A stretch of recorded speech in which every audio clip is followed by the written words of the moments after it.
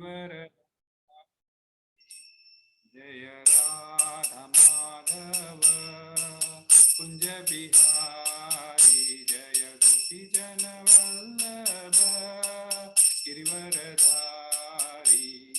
यशोधनंदन व्रज जन रंजन यशोधनंदन व्रज जन रंजन यशोधनंदन व्रज जन रंजन यशोधनंदन व्रज जन रंजन यमुना तीरा वनचारी यमुना तीरा वनचारी जय राधा माधव कुंज बिहारी जय राधा माधव कुंज बिहारी जय श्री कृष्ण चैतन्य प्रभु नित्यानंद यद्वैत गदाधर शिवसरि गौर भक्त वृंदा हरे कृष्णा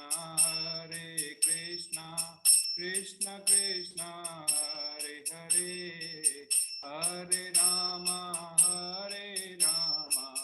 राम राम हरे हरे हरे कृष्णा कृष्ण कृष्ण हरे हरे हरे राम राम राम हरे हरे हरे कृष्ण प्रभु जी दंडवत प्रणाम। हरे हरे राम राम हरे हरे हरे कृष्ण कृष्ण कृष्ण हरे हरे हरे राम राम हरे हरे कृष्ण कृष्ण कृष्ण हरे हरे हरे राम राम हरे हरे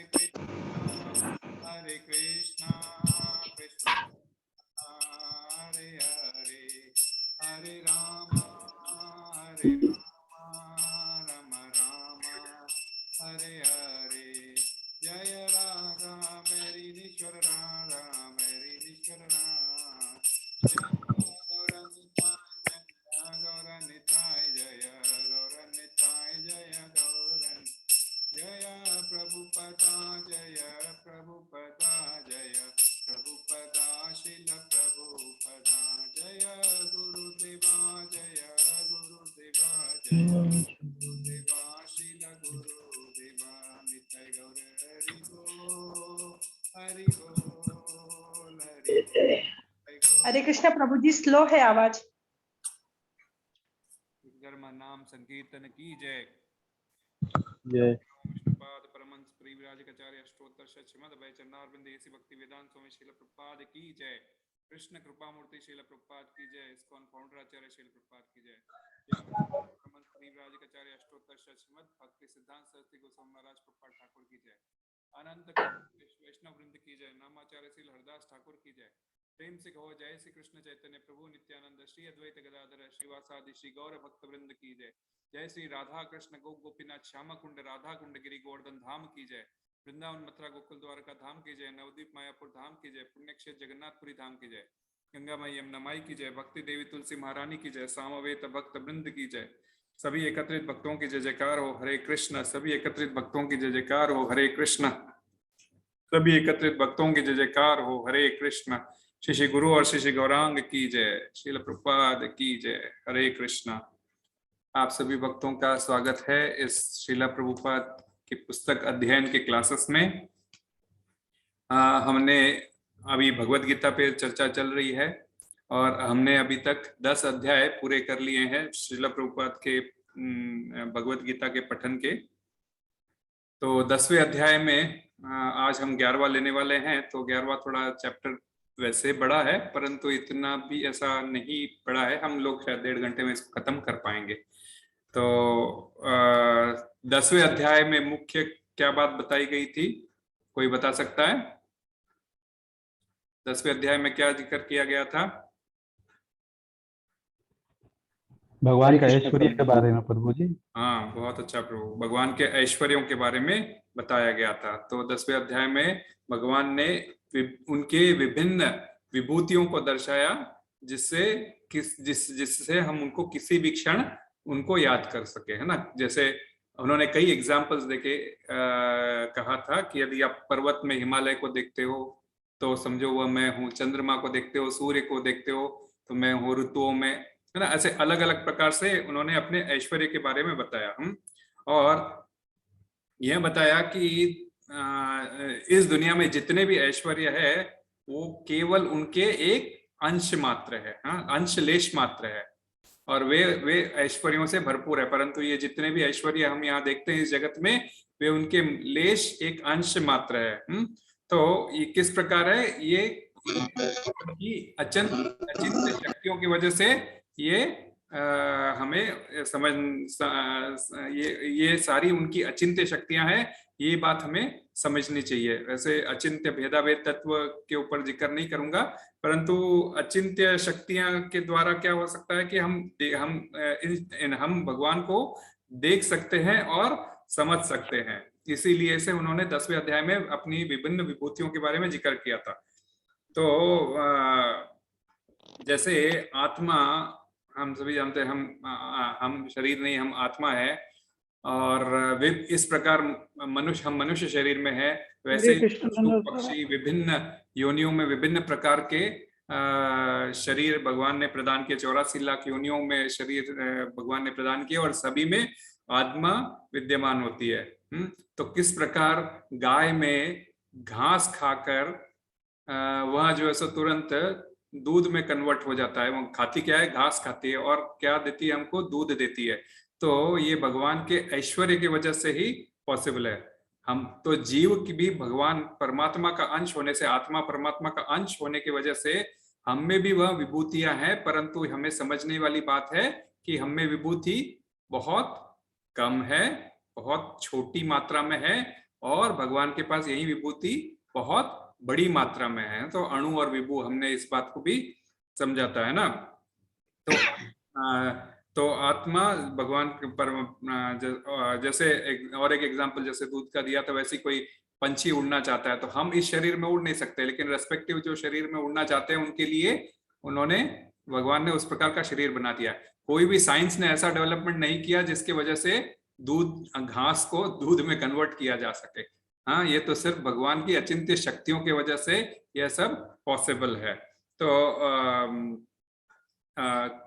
और ये कोई भी वैज्ञानिक इसको झुटला नहीं सकता। तो इस अचिंत्य शक्तियों को ही आगे बढ़ाते हुए आज हम 11वें अध्याय पर चर्चा करते हैं। 11वां अध्याय बहुत ही सुंदर अध्याय है। इसमें भगवान ने अपना विश्व रूप प्रदर्शित किया था, अर्जुन को अपने विश्व रूप के बारे में दर्शाया था, है ना। तो हम सभी जानते हैं अर्जुन कुरुक्षेत्र में श्री भगवान कृष्ण के भगवत ज्ञान को सुन रहे थे, भगवत गीता को सुन रहे थे। वे अपने मित्र, कृष्ण उनके मित्र थे, सखा से अपने वो रिक्वेस्ट करते इस अध्याय में कि मुझे आपका विश्व रूप देखना चाहता हूँ, उसके लिए जैसा विनती करते हैं। और अर्जुन की अभिलाषा पूर्ण करने के लिए भगवान उनको वो दिव्य चक्षु प्रदान करते हैं और उनका विश्व रूप या विराट रूप उनको दिखाते हैं। और वह देखने के बाद में फिर काफी डिस्क्रिप्शन आएगा उनके विराट रूप का, और उसके बाद में अर्जुन जो है सो नतमस्तक होकर प्रणाम करेगा और अपनी प्रार्थनाएं उनसे कहना शुरू करेगा। तो हम लोग इसको श्लोक बाय श्लोक थोड़ा लेके समझने की कोशिश करते हैं। मैं श्लोक शेयर करता हूँ, तो श्लोक तो मैं पढ़ लूंगा, अनुवाद और अनुवाद उसका कोई भी जिनके पास भगवत गीता है वे भी पढ़ सकते हैं, अन्यथा मैं यहाँ शेयर कर रहा हूँ। तो 11वां अध्याय शुरू करते हैं। 11वां अध्याय का पहला श्लोक है, अर्जुन उवाच, अर्जुन ने कहा, मदनुग्रहाय परमं गुह्यम अज्ञात्म संगीतम यत्वयोक्तम वचस्तेन मोहोयम विगतो मम। कोई पढ़ेगा तात्पर्य? हरे कृष्ण। यस प्रभु। अनुवाद श्लोक रूपात की जय। अर्जुन ने कहा, आपने जिन अत्यंत गुह्यम आध्यात्मिक विषयों का मुझे उपदेश दिया है, उसे सुनकर अब मेरा मोह दूर हो गया है। दूर हो गया है। तो अब ये पहले 4 श्लोकों में अर्जुन जो है सो प्रार्थना भगवान से प्रार्थना कर रहे हैं, तो प्रार्थना किस प्रकार कर रहे हैं कि भाई कि भगवान आपने जो भी अपना ये जो मुझे 10वें अध्याय में आपने जो मुझे ये ज्ञान दिया है, आपके ऐश्वर्यों का ज्ञान दिया है, यह सुनकर मेरा मोह दूर हो गया है। यह भी 11वें अध्याय में भी अर्जुन कह रहे हैं और आगे जाके 18वें अध्याय में भी यही बात कहेंगे। नष्ट मोह स्मृतिर्लब्धा, 18वें अध्याय में भी वह जाके आगे कहेंगे। तो कहने का मतलब ऑलरेडी 10वें अध्याय में जब उन्होंने ये दिया अपना ऐश्वर्य ज्ञान के बारे में जानकारी दी, उससे ऑलरेडी अर्जुन का मोह नष्ट हो गया। और 10वें अध्याय में वह कहता भी है ना, परम धामम परमम भवान, एक श्लोक आता है, तो आप परम धाम हो, आप परम हो, तो ऑलरेडी उनका ज्ञान, ऑलरेडी उनको ज्ञान हो गया था। फिर भी जो है सो आगे वहां रिक्वेस्ट कर रहे हैं दूसरे श्लोक पे। तो पहले के 4 श्लोकों में अर्जुन का अनुरोध है कि मुझे विश्व रूप का दर्शन दिखाओ। तो दूसरा हम चारों श्लोक पढ़ लेते हैं, पहला पढ़ लिया, 2, 3, 4 भी पढ़ते हैं, उसके बाद में थोड़ा सा जस्ट टिप्पणी करेंगे इसके ऊपर। भवाप्ययो हि भूतानां श्रुतो विस्तरशो मया त्वत्त कमलपत्राक्ष महात्म्यम अपि चाव्ययम्। हरे कृष्णा। पढ़ोगे कोई माता जी? कमल नयन, मैं पढ़ूं प्रभु जी? हाँ माता जी। हे कमल नयन, मैंने आपसे प्रत्येक जीव की उत्पत्ति तथा विलय के विषय में विस्तार से सुना है और आपकी अक्षय महिमा का अनुभव भी किया है। एवमेताद्यथा तत्त्वम् आत्मानं परमेश्वर द्रष्टुमिच्छामि ते रूपम् ऐश्वरं पुरुषोत्तम। प्रभु पढ़िए। हरे कृष्णा प्रभु जी। मैं पढ़ता हूं। किया है, आगे पढ़ो। नहीं हो, प्रभु पढ़ रहे।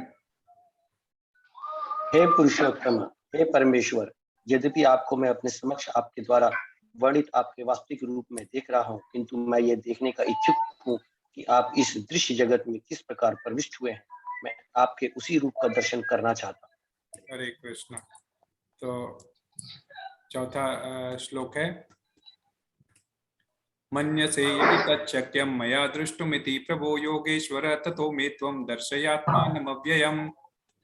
कोई पढ़ेंगे? माता जी पढ़ रहे थे। हरे कृष्ण। यस प्रभु। हे प्रभु, हे योगेश्वर, यदि आप सोचते हैं कि मैं विश्व देखने में समर्थ हो सकता हूँ, तो कृपा करके मुझे अपना असीम रूप दिखलाइए। हरे कृष्णा। तो ये 4 श्लोकों में अर्जुन उनसे रिक्वेस्ट कर रहे हैं कि कृष्ण, आपके द्वारा आपने जो पिछले अध्याय में मुझे कहा था अपने ऐश्वर्यों के बारे में, उससे मेरा मोह नष्ट हो गया है। अब मैं आपके इस विशेष रूप को देखना चाहता हूँ। क्योंकि जब उन्होंने कहा था कि मैं देवताओं में मैं ये हूँ, मैं मरुतों में ये हूँ, मैं रुद्रों में मैं 11 रुद्रों में शंकर हूँ, इस प्रकार सब कुछ कहा था, ब्रह्मा भी मैं हूँ, शंकर भी मैं हूँ, तो मैं आपका यह रूप आपका देखना चाहता हूँ। तो इस अध्याय में श्री कृष्ण को परम कारण के रूप में एक्चुअली ये 4 प्रश्न करने से अर्जुन हमें क्या मिलता है कि उनको, श्री कृष्ण को वे परम कारणों के कारण, हाँ, सर्व का ईश्वर परम कृष्ण सच्चिदानंद विग्रह अनादिरादिर गोविंद सर्व कारण कारणम, जैसे ब्रह्मा जी कहते हैं।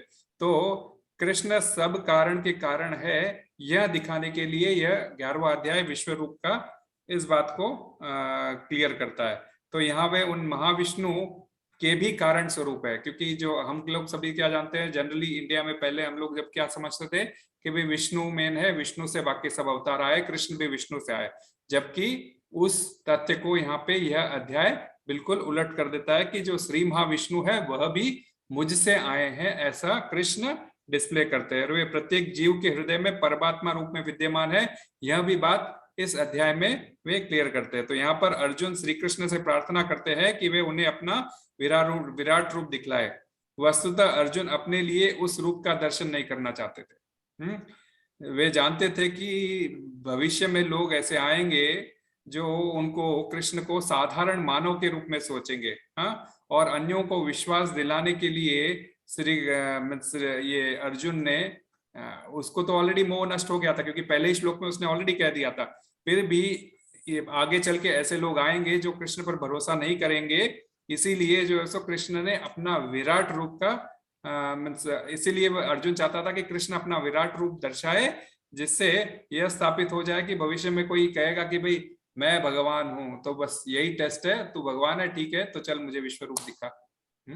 तो भगवान ने दिखाया था, अर्जुन के कहने पर भगवान ने दिखाया था, तो हमारे पास यदि कई लोग होते हैं भाई मैं ही भगवान हूँ, भगवान तो कहीं कुछ है नहीं, सब हम में भगवान, तुम में भगवान, हम सब भगवान, ऐसा बोलने वाले बहुत लोग मिलते हैं। तो उस मायावादी, उस अनिश्वरवादी लोगों का तथ्य भ्रम मिटाने के लिए ये 11वें अध्याय में उन्होंने अपने विश्व रूप की संरचना करके उन्होंने अर्जुन के रिक्वेस्ट पे भगवान ने दिखाया था।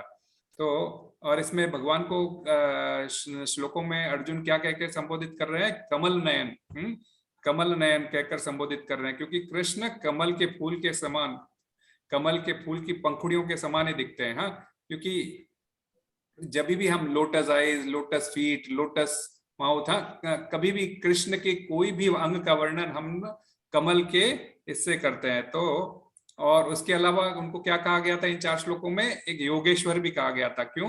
क्योंकि वे सभी शक्तियों के, सभी योग शक्तियों के ईश्वर है। इसलिए सारे योगों के ईश्वर है, इसलिए योगेश्वर भी कहा था। तो भगवान के रूप दर्शन के लिए अर्जुन खुद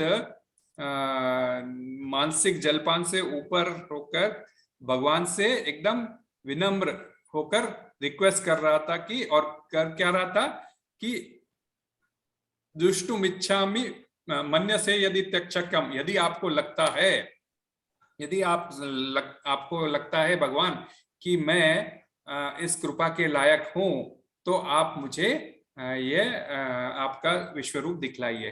तो वाकई में मीन्स लाइक कभी भी ये जो ज्ञान है ये कैसे पाया जा सकता है, सिर्फ और सिर्फ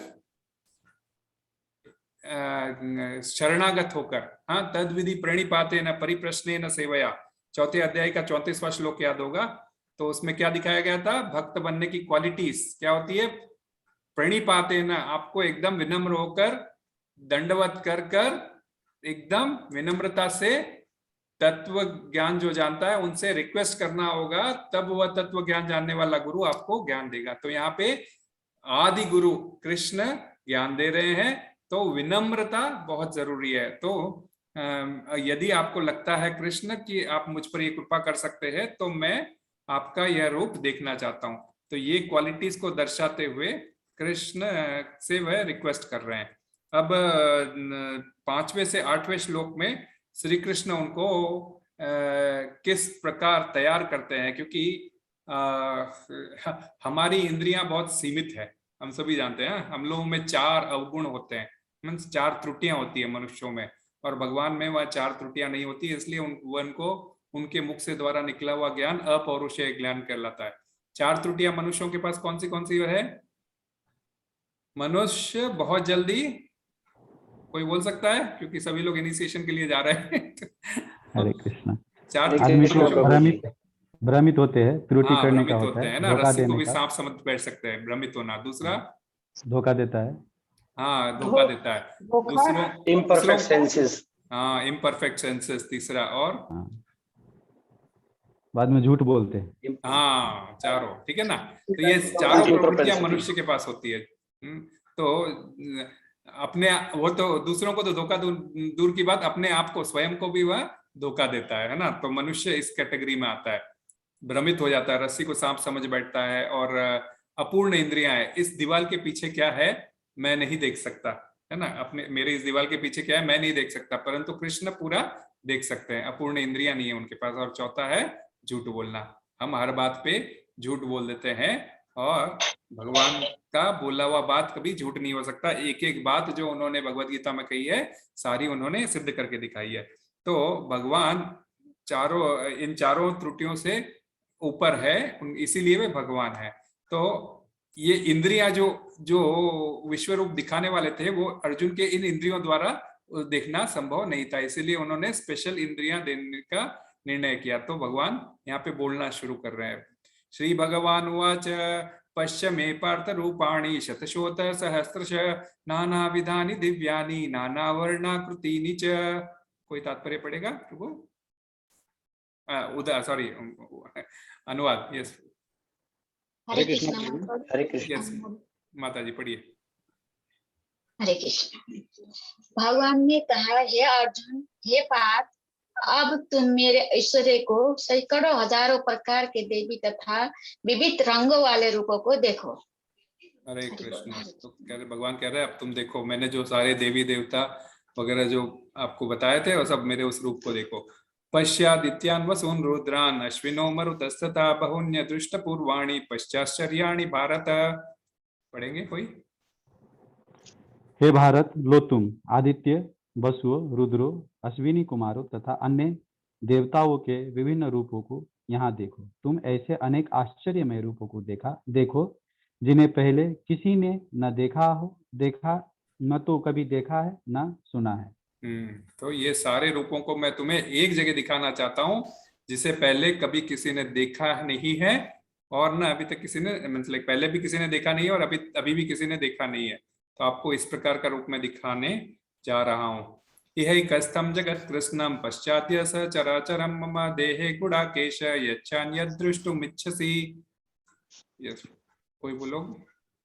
हे हरे अर्जुन, कृष्ण। तुम जो भी देखना चाहो उसे तत्क्षण मेरे इस शरीर में देखो। तुम इस समय तथा भविष्य में जो भी देखना चाहते हो उसको यह विश्व रूप दिखलाने वाला है। यहाँ एक ही स्थान पर चर अचर सब कुछ है। हरे कृष्णा। तो बस एक ही, तुम अभी ही सारा देख लो, तुम्हारा फ्यूचर भी देख लो, तुम्हारा पास भी देखना है देख लो, और सिर्फ चर बोलते हो, सिर्फ मनुष्यों देवताओं, चर मतलब जो चल सकते हैं, और जड़ अचर बोले तो जो फिक्स है, जैसे पेड़ पौधे वगैरह सारे। तो चर अचर सारी शक्तियों को, सारी वस्तुओं को तुम एक साथ देख सकते हो इस विश्व रूप में जो मैं तुम्हें दिखलाने जा रहा हूँ। न तू माम चक्षसे दृष्टुम अनेनैव स्वचक्षुषा दिव्यम ददामि ते चक्षु पश्य मे योगमैश्वरम। पढ़ो। किंतु तुम मुझे अपनी इन आंखों से नहीं देख सकते, अतः मैं तुम्हें दिव्य आंखें दे रहा हूँ। अब मेरी योग ऐश्वर्य को देखो। है ना? तो अभी हमने जिक्र किया था, तो दिव्य आंखें क्यों देना चाह रहे थे? क्योंकि हमारी इंद्रियां अपूर्ण होती है, तो इसी बात से समझना चाहिए। तो भगवान अपने विराट विस्मयकर मूर्ति को प्रदर्शित किए, जिसमें सारे चर अचर समग्र विश्व ब्रह्मांड एक ही स्थान पर विद्यमान थे।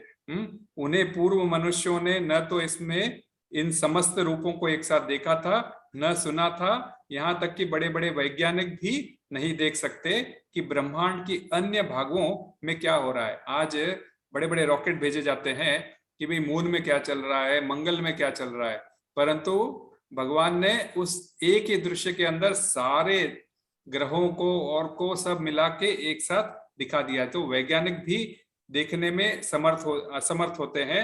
ऐसा रूप भगवान ने स्वयं अर्जुन को वहां बैठे बैठे दिखाया। श्री कृष्ण उनके इस विश्व रूप को देखने के लिए अर्जुन को दिव्य आंखें प्रदान किए, क्योंकि भौतिक आंखों से कृष्ण के वीरे रूप को देखा नहीं जा सकता था। तो भगवान का यह विश्व रूप बड़ा ही दिव्य है, यह समझना है। दिव्यम ददामि ते चक्षु, तो ये जो दिव्य स्वरूप है, दिव्य चक्षु के द्वारा ही देखा जा सकता था। परंतु यह समझने वाली बात है, यहाँ पर श्रील प्रभुपाद तात्पर्य में भी ये कहते हैं कि ये जो विश्व रूप है, यह परमानेंट वाला रूप नहीं है। भगवान के कई परमानेंट रूप है, राम है, नरसिंह है, वरा है। तो अलग अलग वैकुंठ के लोग, अलग वैकुंठ के अंदर अलग अयोध्या है, वैकुंठ के अंदर नरसिंह देव का एक अलग स्थान है। ऐसे अलग अलग रूप में एक्चुअल में कृष्ण उस रूप में वहां रहते हैं, परंतु विश्व रूप नाम की चीज में भगवान वहां कहीं नहीं रहते हैं। तो यह टेम्पररी रूप है, इस बात को भी समझना चाहिए। कई लोग विश्व रूप की पूजा करना चाहते हैं ना, तो वह मटेरियल भौतिक जगत के लिए बनाया गया रूप है, न कि परमानेंट रूप है। सच्चिदानंद विग्रह वाला रूप नहीं है, क्योंकि भौतिक जगत में भौतिक चीजों के द्वारा ही बनाया गया। ये जो सारे ब्रह्मांड है, देवी देवता है, सब इन्हीं 8 तत्वों से और एक्सटेंडेड 24 तत्वों से बनाए गए चीजें। तो ये मटेरियल चीज के लिए मटेरियल रूप है, यह बात समझने वाली बात है। इसीलिए जिस प्रकार जगत का प्रकाश और ध्वंस होता है, उसी प्रकार भगवान का यह विश्व रूप अभिव्यक्त होता है और फिर विलीन भी हो जाता है। तो जब सृष्टि का ये होता है, हम जब प्रलय होती है, तब सृष्टि क्या होती है, वापस श्री मां विष्णु के उदर में समा जाती है। तो ये रूप दिखता है, थोड़े दिन रहता है और वापस जो है सो विलीन भी हो जाता है। तो ये टेम्पररी रूप है। तो भगवान का ये जो कहना चाह रहे हैं, तो समझने वाली बात है कि विश्व रूप की कोई पूजा करने की जरूरत नहीं है, तो भौतिक रूप है। तो शुद्ध भक्त भगवान के विराट रूप का दर्शन करना नहीं चाहता। विश्व रूप भगवान के महान ऐश्वर्य का एक प्रकाश है, किंतु शुद्ध भक्त भगवान के ऐश्वर्य को देखने की इच्छुक बिल्कुल नहीं रहता। वह तो भगवान के प्रेममय स्वरूपों की और ही आकृष्ट रहता है। वृंदावन में कृष्ण के बाल संगी सखा एवं उनके माता पिता कभी भी यह नहीं चाहते थे कि कृष्ण उनके ऐश्वर्यों को प्रदर्शन करे। वे तो उनको अपने बाल गोपाल की तरह, अपने मित्र सखा की तरह, इस प्रकार शुद्ध प्रेम के थ्रू वह उनको देखना चाहते थे। और कभी भी कृष्ण के डिफरेंट जो उन्होंने ऐश्वर्य प्रदर्शित किए थे वो देखना नहीं चाहते थे। फिर भी कृष्ण ने समय आने पर अपने अपने ऐश्वर्य सबको दिखाए और वहीं पे उन्होंने समेट लिए। भक्त तो उनमें शुद्ध प्रेम के इतने निमग्न रहते हैं कि वे भूल जाते हैं कि कृष्ण परमेश्वर है। ग्वाल बाल सब कृष्ण के नित्य सहचर है। वे यह भी जानते हैं कि कृष्ण परम पुरुषोत्तम भगवान है और वे कृष्ण के माधुर्य ही उनकी ओर आकृष्ट होकर वे उनके प्रिय मित्र बनकर उनके साथ खेल सकते थे, यह सब जानते थे। फिर भी वे जो है सो अपना उनको जो है सो अपने बाल सखा रूप में देखना चाहते थे और कृष्ण इससे अत्यधिक प्रसन्न भी होते थे। ऐसी बात नहीं कि कृष्ण उनसे पसंद नहीं होते, कृष्ण इस बात पे बहुत उनसे प्रसन्न भी होते थे।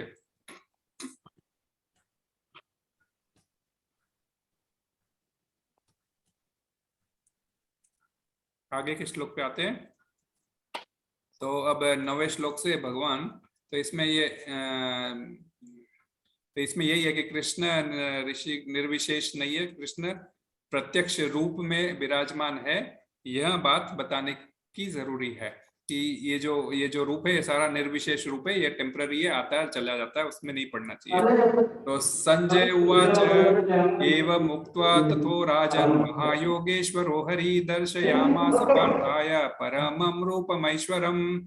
तो अब हम 8 से 12 श्लोक तक पढ़ेंगे जहां पर भगवान अपने विराट रूप का वर्णन करेंगे।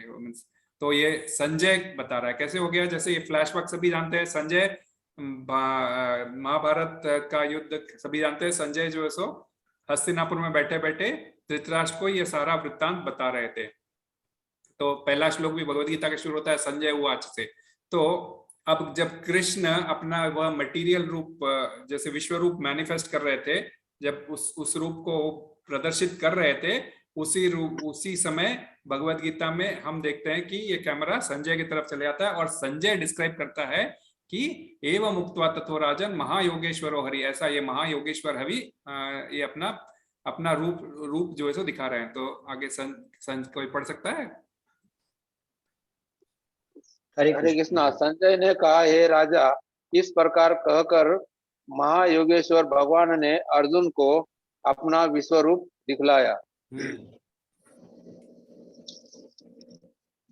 अर्जुन ने इस विश्व रूप में असंख्य मुख, असंख्य नेत्र तथा असंख्य आश्चर्यमय दृश्य देखे।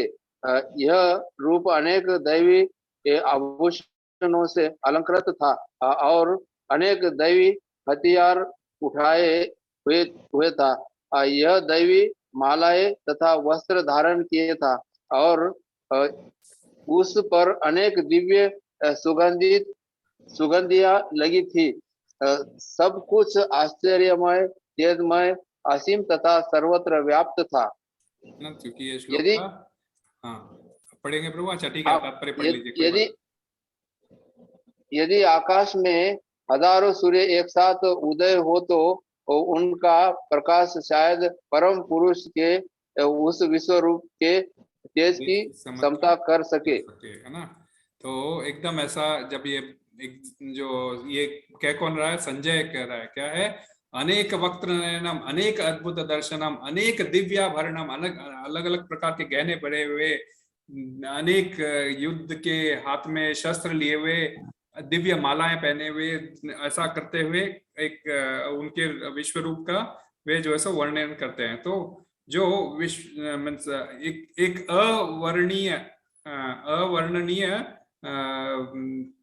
एक जो सिचुएशन होती है, उस एक सिचुएशन को संजय बता रहे हैं कि अनेक अनेक देवी देवता उनमें दिख रहे हैं, अनेक मालाएं पहने हैं, अनेक वस्त्र धारण किए, अनेक सुगंधी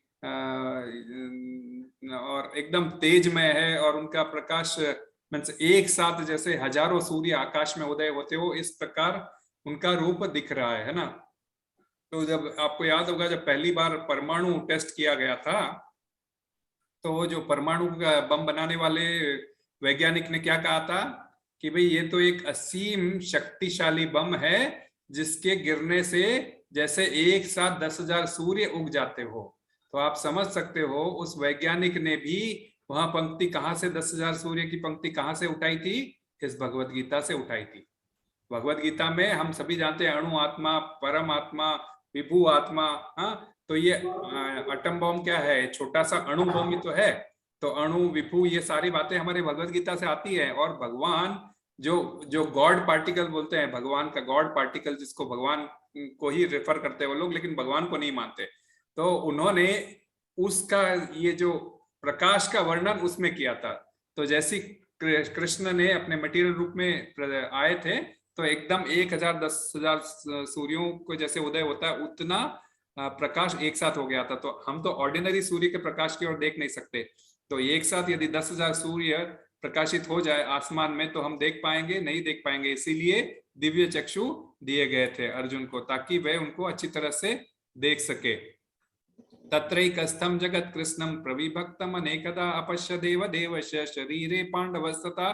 तो उस समय भगवान अर्जुन के विश्व रूप को एक ही साथ पर स्थित हजारों भागों में विभक्त ब्रह्मांड के अनंत अंश को देख रहे थे। तो ये कोई भी नहीं जान पाया कि ये सारे रूप सारे ब्रह्मांड में फैले हुए, किंतु भगवत कृपा से अर्जुन ने यह बैठे बैठे सारा सब कुछ एक ही स्थान पर वह देख पाया था। यह सब कृष्ण की अचिंत्य शक्ति है, अदरवाइज इतने सारे रूप को हम एक साथ देख नहीं पाएंगे। ये सिर्फ और सिर्फ है अर्जुन के सिर्फ और सिर्फ कृष्ण के अचिंत्य शक्ति और दिव्य दृष्टि देने के वजह से यह संभव हो पाया। ततः स विस्मया वृष्टो हृष्टरोमा धनंजय प्रणम्य शिरसा देवं कृतांजलिरभाषत। तो जब अर्जुन ने विश्व कोई पढ़ेंगे तब मोहग्रस्त एवं आश्चर्यचकित। हरे कृष्ण प्रभु जी। यस प्रभु। तब मोहग्रस्त एवं आश्चर्यचकित रोमांचित हुए अर्जुन ने प्रणाम करने के लिए मस्तक झुकाया और वह हाथ जोड़कर भगवान से प्रार्थना करने लगा। हरे कृष्णा। तो विश्व रूप भगवान ने प्रदर्शित कर दिया और अब अर्जुन जो है सो नतमस्तक होकर प्रार्थना कर रहा है। तो उस समय अर्जुन कृष्ण दोनों ही क्या थे?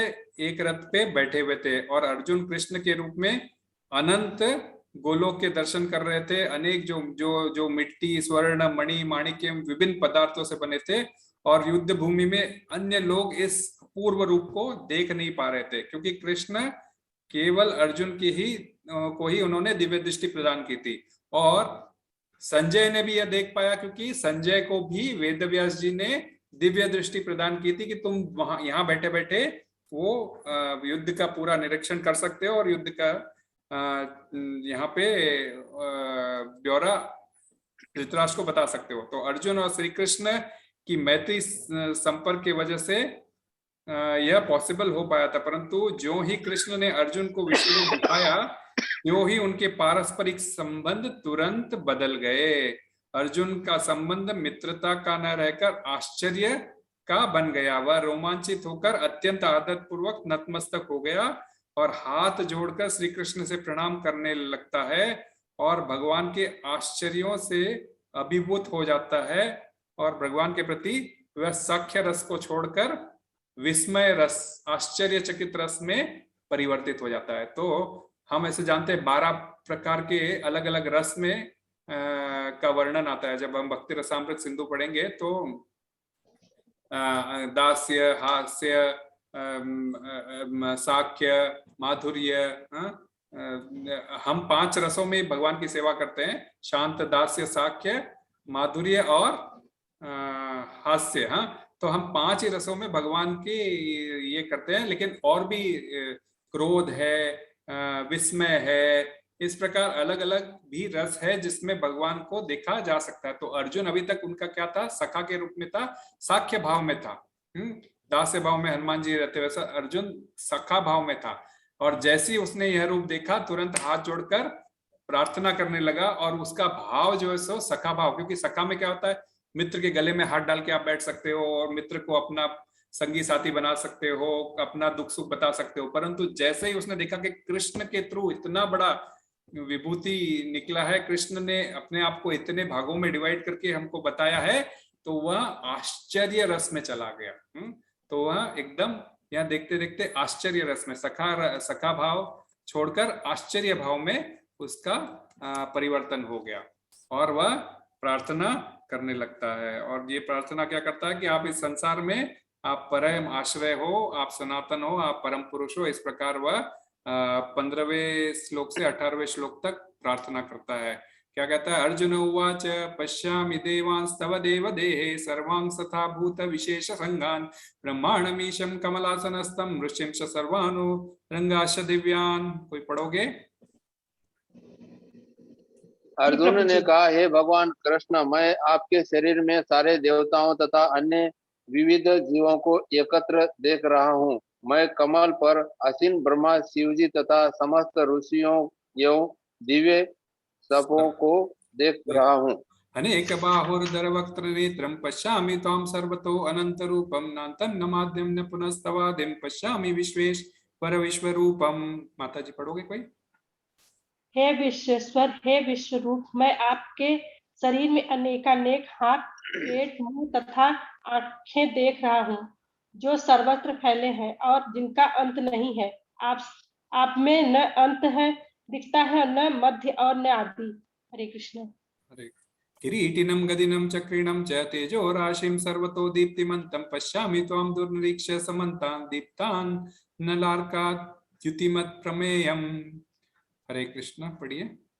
आपके रूप को के चकाचौंध तेज के कारण देख पाना कठिन है, क्योंकि वह प्रज्वलित अग्नि की भांति अथवा सूर्य के अपार प्रकाश की भांति चारों ओर फैल रहा है।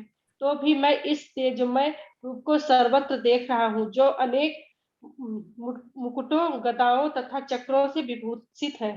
त्वमक्षरं परमं वेदितव्यं त्वमस्य विश्वस्य परम निधानं त्वमव्यय शाश्वत धर्मगुप्ता सनातनस्त्वं पुरुषो मतो मे।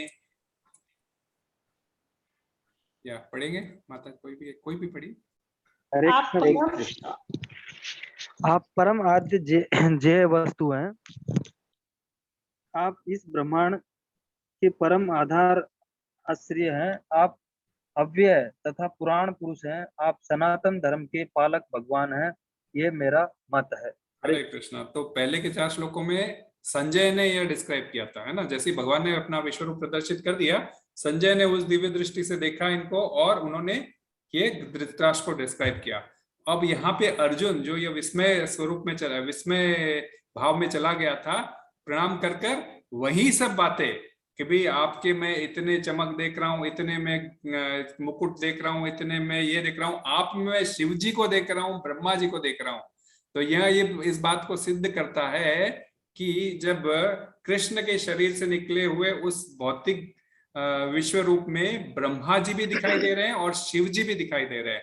इसीलिए हम जो है ना, जब 10 ऑफेंसेस पढ़ते हैं तो not to consider demigods to be equal, हम सारे देवी देवताओं को भगवान के समान अधिकार नहीं दे सकते, उनको समान नहीं समझ सकते, इंक्लूडिंग शिव जी और ब्रह्मा जी को, है ना। तो शिव जी और ब्रह्मा जी भी उनसे प्रकट हुए उनसे उनके द्वारा उत्पत्ति किए गए जीव है। उन जीव में ब्रह्मा जी के पिताजी ब्रह्मा पिता रूप में है और शिव जी पुत्र स्वरूप में, परंतु वह तत्व में ब्रह्मा जी से भी और ऊपर विराजमान है। तो शिव और रुद्र, शिव और ब्रह्मा दोनों भी कृष्ण से निकले। यह बात को आपको यहाँ पे बहुत समझना जरूरी है जब अर्जुन यह प्रार्थना करते हैं। तो अर्जुन श्री कृष्ण के विश्व रूप में उन्होंने सब कुछ देखा।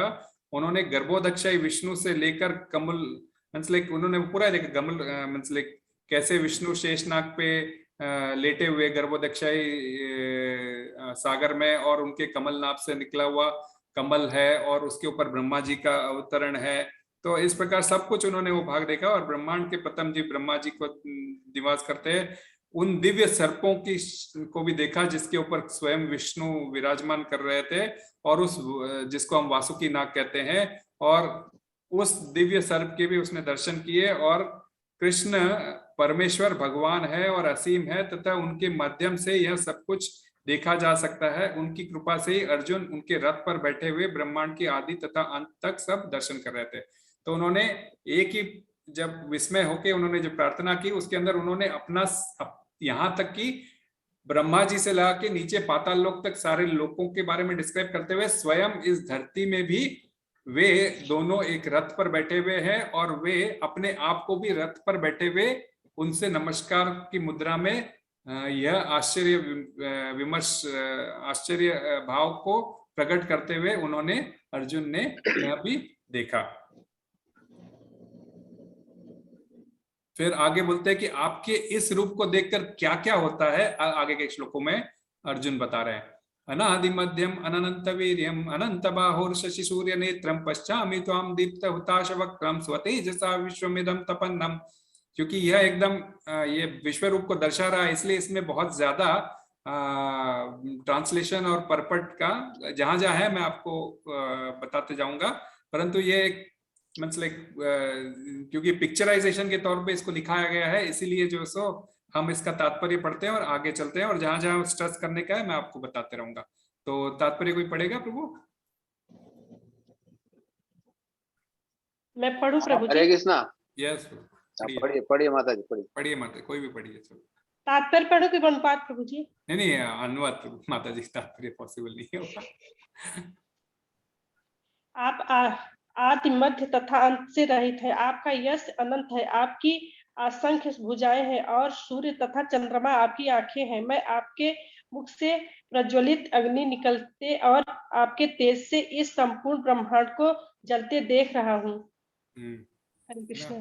तो समझाने की बात तो नहीं है कि भाई मैं पूरे आपके मुख से मतलब आपकी असंख्य भुजाएं हैं, आपके अनेक आपके सूर्य और चंद्रमा आपकी आंखें हैं। तो ये डिस्क्राइब कर रहे हैं कि हम वैसे भी 10वें अध्याय में पढ़ चुके हैं सूर्य चंद्रमा मेरे ऐश्वर्य। जब आप सूर्य को देखते हो तो समझ लो वह मैं हूँ, जब आप चंद्रमा को देखते हो तो समझ लो वह मैं हूँ। तो अर्जुन ने यहाँ पे उस बात को प्रूफ के बता रहा है कि मैं आपके आंखों में सूर्य चंद्रमा देख रहा हूँ, इस तेज से सारे ब्रह्मांड को जलते हुए देख रहा हूँ, आपके मुख से अग्नि निकल रही है, वायु निकल रही है आपके मुख से, अलग अलग मुख से ऐसे देख रहा हूँ। तो अलग अलग ऐश्वर्यों के बारे में अर्जुन और क्लैरिफाई कर रहा। ध्यावा पृथ्वी और इदम अंतरम ही व्याप्तम त्वयेकैन दिशश्च सर्वा दृष्टाद्भुतं रूपमुग्रं तवेदं लोकत्रय प्रव्यथितं महात्मना। यस आगे पढ़िए। यद्यपि आप प्रभु पढ़िए शैलेंद्र। यद्यपि आप एक हैं किंतु आप आकाश तथा सारे लोकों एवं उनके बीच के समस्त अवकाश में व्याप्त हैं। हे महापुरुष, आपके इस अद्भुत तथा भयानक रूप को देखकर सारे लोग भयभीत हैं। सारे लोग भयभीत है। तो इतना ऐसा ये था, लाइक विशाल रूप था। अमी हित्वा सुर संगा विशंति केचित् बिता प्रांजलयो गणन्ति स्वस्ति युक्ता महर्षि सिद्ध संका स्तुवन्ति तां स्तुतिभिः पुष्कलाभिः। पढ़ेंगे। देवों का सारा समूह आपकी शरण ले रहा है और आप में प्रवेश कर रहा है। उनमें से कुछ अत्यंत भयभीत होकर हाथ जोड़े आपकी प्रार्थना कर रहे हैं। महर्षियों तथा सिद्धों के समूह कल्याण हो कहकर वैदिक श्रुतों का पाठ करते हुए आपकी स्तुति कर रहे हैं। तो इसमें किरीट का मतलब तो आप सभी जानते हो कि मुकुट को बोलते हैं, और अक्षर क्या है? जो क्षर नहीं होता है कभी। तो यहाँ पे जो इम्पोर्टेंट वर्ड यूज किए थे कृष्ण के को दर्शाने के लिए अर्जुन ने एक किरीटिनम बोलते मुकुट पहने हुए। अक्षर का मतलब क्या था? जो कभी अक्षर नहीं होता, अव्यय जिसको हम कह सकते हैं। द्वितीयम का अर्थ है ज्योतिर्मय एकदम। अभी श्लोकों में जो आया था, द्वितीयम का मतलब ज्योतिर्मय, और अव्यय का मतलब वो अनीश्वर से संबंध करते हैं। तो ब्रह्मांड का आकाश मीन्स ब्रह्मांड का आशय पृथ्वी नहीं है। ब्रह्मांड मीन्स अंग्रेजी में ब्रह्मांड को क्या कहते हैं? यूनिवर्स, है ना। तो या मीन्स यूनिवर्स कहते हैं ब्रह्मांड को, अर्थ नहीं कहते। तो ब्रह्मांड का आशय पृथ्वी नहीं है। वैदिक शास्त्र अनुसार एक ब्रह्मांड या यूनिवर्स में अनगिनत ग्रहलोक या प्लैनेट विद्यमान होते हैं। यह ब्रह्मांड के विविध ग्रहलोकों में आकाश भी है जिसका विस्तार कल्पना से परे है। तो ये अनंत आकाश है, इस अनंत आकाश में अनेक ब्रह्मांड है, अनेक ग्रह है। हाँ, इस प्रकार स्थूल ब्रह्मांड भी सिर्फ एक नहीं बल्कि अनगिनत या करोड़ों संख्या में है, जो कि वैदिक शास्त्र अनुसार इस ब्रह्मांड का जो क्या कहते हैं हम, रेडियस, व्यास जिसे हम कहते हैं, कम से कम 600 करोड़ किलोमीटर लंबा है। तो इतना बड़ा उसका ये है, और वह सब कुछ इस दो आंखों के थ्रू मुझे दिख रहा है। अर्जुन सत्र श्रील प्रभुपाद तात्पर्य में ऐसा उसका ये लिखाते हैं कि भगवान के ऐश्वर्यों की कोई सीमा नहीं है। अर्जुन आश्चर्यचकित होकर बार बार इस कथन को दोहराता है, केवल अर्जुन ने ही इस विश्व रूप को नहीं देखा बल्कि अन्य लोगों के वासियों ने भी इसको देखा। हाँ, तो ये दोनों के पास तो दिव्य चक्षु भगवान ने दिए, तब ये देख पा रहे थे। अर्जुन को दिया तो वो देख पा रहे थे, परंतु ऊपर से जो देवी देवता लोग हैं उनके पास ऑलरेडी दिव्य चक्षु रहते हैं, वे भी इस स्वरूप को देख रहे थे। तो अर्जुन द्वारा विश्व रूप का दर्शन कोई स्वप्न नहीं था। कहने का तात्पर्य है कि भाई कोई अनीश्वरवादी लोग कह सकता है भाई ये तो अर्जुन तो ये कुछ भी अपना स्वप्न में देखे वैसा डिस्क्राइब कर रहा होगा। तो भगवान ने क्योंकि सिर्फ अर्जुन कहता तो समझ में आता, पहले संजय ने भी वही बात कही, तो भगवत गीता में आपको ऐसा पुष्टि मिलती है कि भाई संजय ने भी वही बात कही, उसी रस को अलग तरीके से अर्जुन अपने तरीके से बता रहा है। तो ये कोई स्वप्न नहीं, ये कोई झूठी बात नहीं, ये वाकई में उन दोनों ने देखा था। इसके अलावा श्रील प्रभुपाद ने तात्पर्य में लिखा था कि ये इवन इन दोनों के अलावा विश्व रूप का दर्शन ऊपर से देवी देवताओं ने भी किया था। तो ये कोई स्वप्न नहीं था। भगवान ने जिन जिन को दृष्टियां प्रदान की है उन्होंने युद्ध क्षेत्र में उस विश्व रूप को देखा। समस्त लोकों के देवता विश्व रूप की भयानकता तथा प्रदीप्त तेज से इतने भयभीत थे कि वे रक्षा के लिए प्रार्थना कर रहे थे। तो यहाँ पे जैसे ना, जैसे उसमें अलग अलग प्रकार से अलग अलग प्रार्थनाएं कर रहे थे। जैसे साधु और सब क्या कर रहे थे, तुम्हारा कल्याण हो। हाँ, और कुछ देवी देवता जो है एकदम देख के डर रहे थे।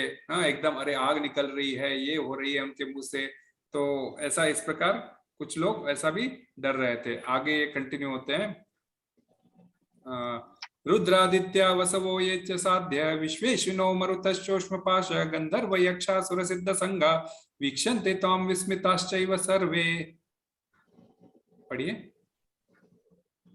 तात्पर्य इसमें खाली, अनुवाद ये इसमें खाली 22वें श्लोक में। हरे कृष्ण प्रभु। शिव के विविध रूप, हाँ, शिव के विविध रूप आदित्यगण, वसु, साध्य, विश्वदेव, दोनों अश्विनी कुमार, मरुदगण, कृतगण, गंधर्व, यक्ष, असुर तथा सिद्धदेव सभी आपको आश्चर्य पूर्वक देख रहे हैं।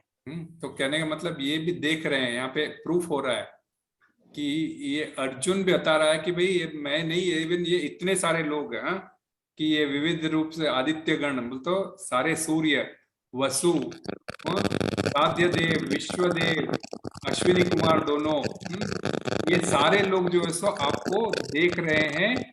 कृष्ण सारे जो है सो आश्चर्यपूर्वक ये सारा देख रहे हैं। रूपम महते बहुवक्त्र नेत्रम महाबाहो बहुबाहुरूपाधम उदरम बहुदम शकरालम दृष्ट्वा लोका प्रव्यथिताम महात्मना। पढ़ेगा।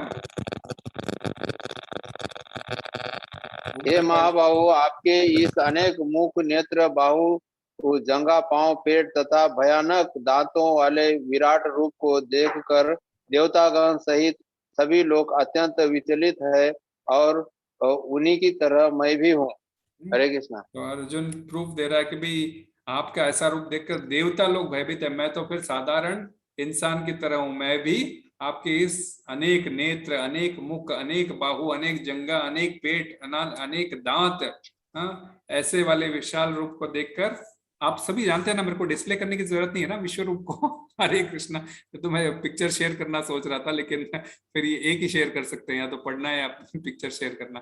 तो मैं समझता हूँ आप सभी लोग जानते हैं विश्व रूप को। हरे कृष्णा। नभस्पृश्यं दीप्तमनेकवर्णं व्याप्ताननं दीप्तविशालनेत्रं दृष्ट्वा हि त्वं प्रव्यथितान्तरात्मा धृतिं च विन्दामि शमं च विष्णो। कोई पढ़ोगे? फास्ट पढ़ सकते हैं। हे सर्वव्यापी विष्णु, नाना ज्योतिर्मय रंगों से युक्त आपको आकाश का स्पर्श करते मूल फैलाए तथा बड़ी बड़ी चमकती आंखें निकाले देखकर भय से मेरा मन विचलित है। मैं न तो धैर्य धारण कर पा रहा हूँ, न मानसिक संतुलन ही पा रहा हूँ। तो मानसिक संतुलन भी नहीं रख पा रहा हूँ। तो आपके ऐसे आश्चर्य में अनेक नाना प्रकार के जो किरणें निकल रही है आपके शरीर से, आपको स्पर्श करते हुए आकाश से, आपकी बड़ी बड़ी चमकीली आंखें, इससे मेरा मन विचलित हो रहा है और मैं मानसिक संतुलन खो बैठ रहा हूँ। दृष्ट्वा दंष्ट्रा करालानि च ते मुखानि दृष्टैव कालानलसन्निभानि दिशो न जाने न लभे च शर्मा प्रसीद देवेश जगन्निवास। पढ़िए। हे देवेश, हे जगन्निवास, आप मुझ पर प्रसन्न हो। मैं इस प्रकार से आपके प्रलयाग्नि स्वरूप मुखों को तथा विकराल दांतों को देखकर अपना संतुलन नहीं रख पा रहा। मैं सब ओर से मोहग्रस्त हो रहा हूँ। तो क्या कर रहे हैं अर्जुन यहाँ पे? मैं आपके प्रलय अग्नि वाले मुखों को देखकर और उनके अंदर, वो प्रलय अग्नि के अंदर बड़े बड़े विकराल दांतों को देखकर अपना संतुलित खो रहा हूं। तो जैसे आप देखते हो उसमें अनेक मुख के अंदर बड़े बड़े दांत रहते हैं और उस दांत के अंदर मनुष्य जाते रहते हैं और भगवान उनको चबाते रहते हैं, जैसे कोई चूर्ण चबा रहा हो वैसे चबाते रहते हैं और इस तरफ से प्रकट होते रहते हैं। तो वो ऐसा देख रहा होता है। तो यह देखकर वो बोलता है कि मैं अपना संतुलन नहीं रख पा रहा हूँ। मीन्स ऐसा एकदम भयानक सीन, जैसे कि यदि आपके सामने यदि कभी कभी मूवी में ऐसा कोई भयानक सीन आ जाए तो शायद हम कभी कभी डर जाते हैं ना। जैसे कोई किसी मशीन के अंदर किसी आदमी का हाथ चला जाए, ये चला जाए, और यहाँ तो मुख के अंदर ऐसे मनुष्य जा रहे हैं, वैसा ऐसा देखकर वह बड़े बड़े दांतों के बीच में जा रहे हैं, ऐसा देखकर वो ये मैं अपने आप पर संतुलन नहीं रख पा रहा हूँ, ऐसा अर्जुन का कहना है। अमी च त्वां धातराष्ट्रस्य पुत्र सर्वे सैवावनीपाल संगे भीष्म द्रोण सुतपुत्र सतासो सहास्मदीय रिपयोधमुखे वक्त्राणि ते तरमाणा विशन्ति दंष्ट्रा करालानि भयानकानि केचिद् विलग्ना दशनान्तरेषु सन्दृश्यन्ते चूर्णितैरुत्तमांगे। हरे कृष्णा। ये खत्म हो गया।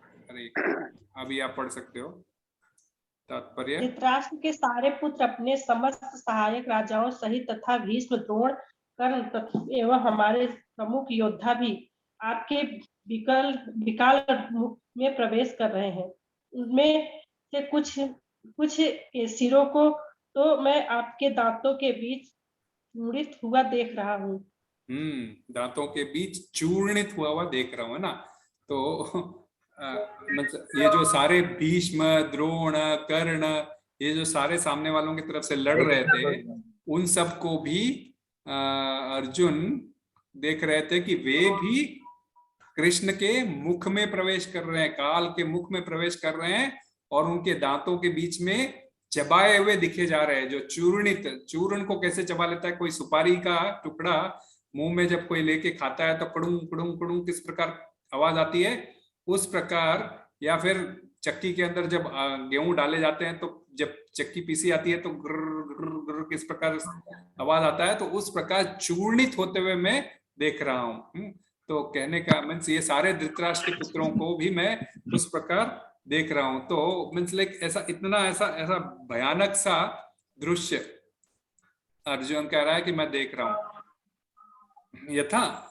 यथा नदीनां बहवो वेगा समुद्रमिवाभिमुखा द्रवन्ति तथा दवामि नरलोकवीरा विशन्ति वक्त्राणि विविज्वलन्ति। पढ़िए। जिस प्रकार नदियों की अनेक तरंगे समुद्र में प्रवेश करती है, उसी प्रकार ये समस्त महान योद्धा भी आपकी प्रज्वलित मुखों में प्रवेश कर रहे हैं। और एक एग्जाम्पल दे रहा है, जैसे नदियां सारी जाके समुद्र में मिल रही है, वैसा ये सारे योद्धा आपके मुख में प्रवेश कर रहे हैं, जैसे नदियों की तरह। आपको महाभारत का अगर पुराना सीन याद होगा तो आपको एकदम आपके आंखों के समक्ष आ जाएगा। यथा प्रदीप्तम ज्वलनं पतंगा विशन्ति नाशाय समुद्र वेगा तथैव नाशाय विशन्ति लोकास्तवापि वक्त्राणि समुद्र वेगा। हरे कृष्णा। मैं समस्त लोगों को पूर्ण वेग से अपने मुख में उसी प्रकार प्रविष्ट होते देख रहा हूँ जिस प्रकार पतंगे अपने विनाश के लिए प्रज्वलित अग्नि में कूद पड़ते हैं। आप दिवाली के समय देखते होंगे जब हम दिए जलाते हैं बाहर, तो अनेक प्रकार के छोटे छोटे कीड़े या जो सो पंखड़ियां, छोटे छोटे पंखों वाले कीड़े क्या होते हैं, उस रोशनी से अट्रैक्ट होकर उसमें जाकर समा जाते हैं और जल के खत्म हो जाते हैं ना। तो कीट पतंगे जिसको हम कहते हैं, तो ये सारे उस चमक के अंदर जाते हैं और विनाश कर लेते हैं। तो उसी प्रकार मैं सारे लोगों को पूर्ण वेग से आपके मुख में ऐसा कीट पतंगों की तरह जाते हुए देख रहा हूँ। तो यही उसी चीज को एक एक्सप्रेशन के थ्रू बता रहा है अलग अलग, कि किस प्रकार से भय उत्पन्न हो सकता है, उस प्रकार से सारा डिस्क्रिप्शन दे रहा है अर्जुन। लीली ऐसे समान समन्तान लोकान समग्रान वदनैर्जलब्धि तेजो बिरा पूर्ण जगत समग्रम भाषस्तवोग्रा प्रतिपंति विष्णु। पढ़िए। हरे कृष्ण। हाँ प्रभु। हे विष्णु, मैं देखता हूँ कि आप अपने प्रज्वलित मुखों से सभी दिशाओं के लोगों को निगले जा रहे हैं। आप सारे ब्रह्मांड को अपने तेज से आपूरित करके अपनी विकराल झुलसाती किरणों सहित प्रकट हो रहे हैं। मैं लेट आता ना, इसके लिए हम ढूंढने लगा, जल्दी आ गया तो कहने का तात्पर्य है कि भी इतना सब कुछ होते हुए भी सारे ब्रह्मांड को आपके तेज के अंदर मैं देख रहा हूँ। मीन्स लाइक किरणें सहित आपको के अंदर सारे लोगों को आपके मुख के अंदर प्रविष्ट होते हुए देख रहा हूँ। तो मीन्स लाइक सारे लोग जा रहे हैं, नदी जैसा जाती है, ऐसा ऐसा एक अलग अलग एग्जाम्पल देखकर अर्जुन ऐसा बता रहे हैं कि भाई किस प्रकार का वह रूप था।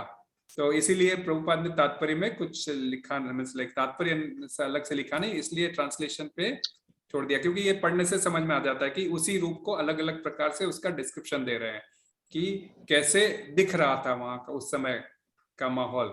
आख्यानि में भवान उग्र रूपो नमस्तुते देववर प्रसीद विज्ञातुम इच्छामि भवन्त माध्यम नहीं प्रजानामि तव प्रवृत्तिम। पढ़िए।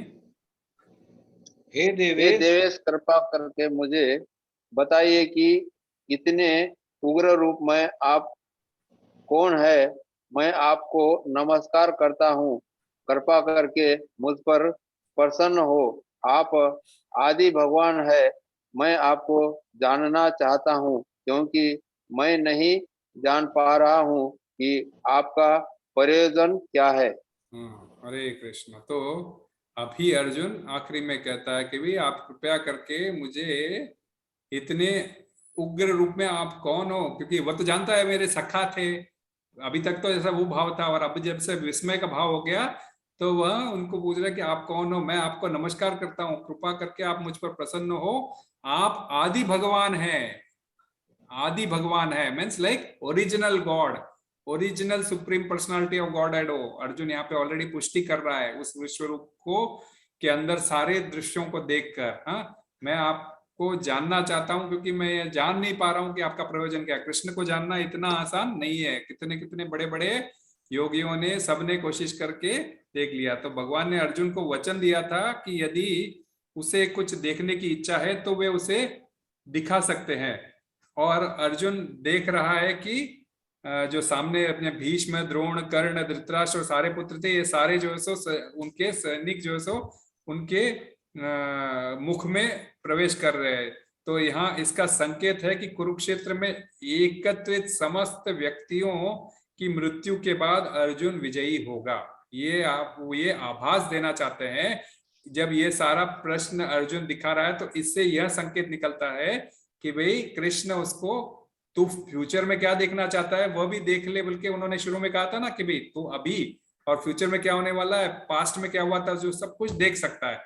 तो वह दिखाना चाह रहे हैं कि भाई ये सारे मेरे मुख में प्रवेश करने वाले हैं और तू विजयी होने वाला है। हाँ, भीष्म जैसे अनेक जो भीष्म को क्या वरदान था कि उसकी मृत्यु स्वयं उसके हाथ में थी। जब वह चाहता था तभी वह अपने शरीर को मृत्यु के भेंट चढ़ा सकता था, अदरवाइज कोई उसकी मृत्यु का कारण नहीं बन सकता था। तो इस प्रकार अजय माने जाने वाले भीष्म भी मारे जाएंगे, क्योंकि वो अर्जुन कहता है ना, मैंने भीष्म को देखा, इसको देखा, आपके मुख में आते हैं, तो वे भी सारे मारे जाएंगे। यह संकेत मिलता है इन सब श्लोकों से।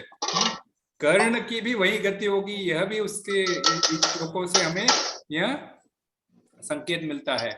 तो केवल वे लोग ही नहीं,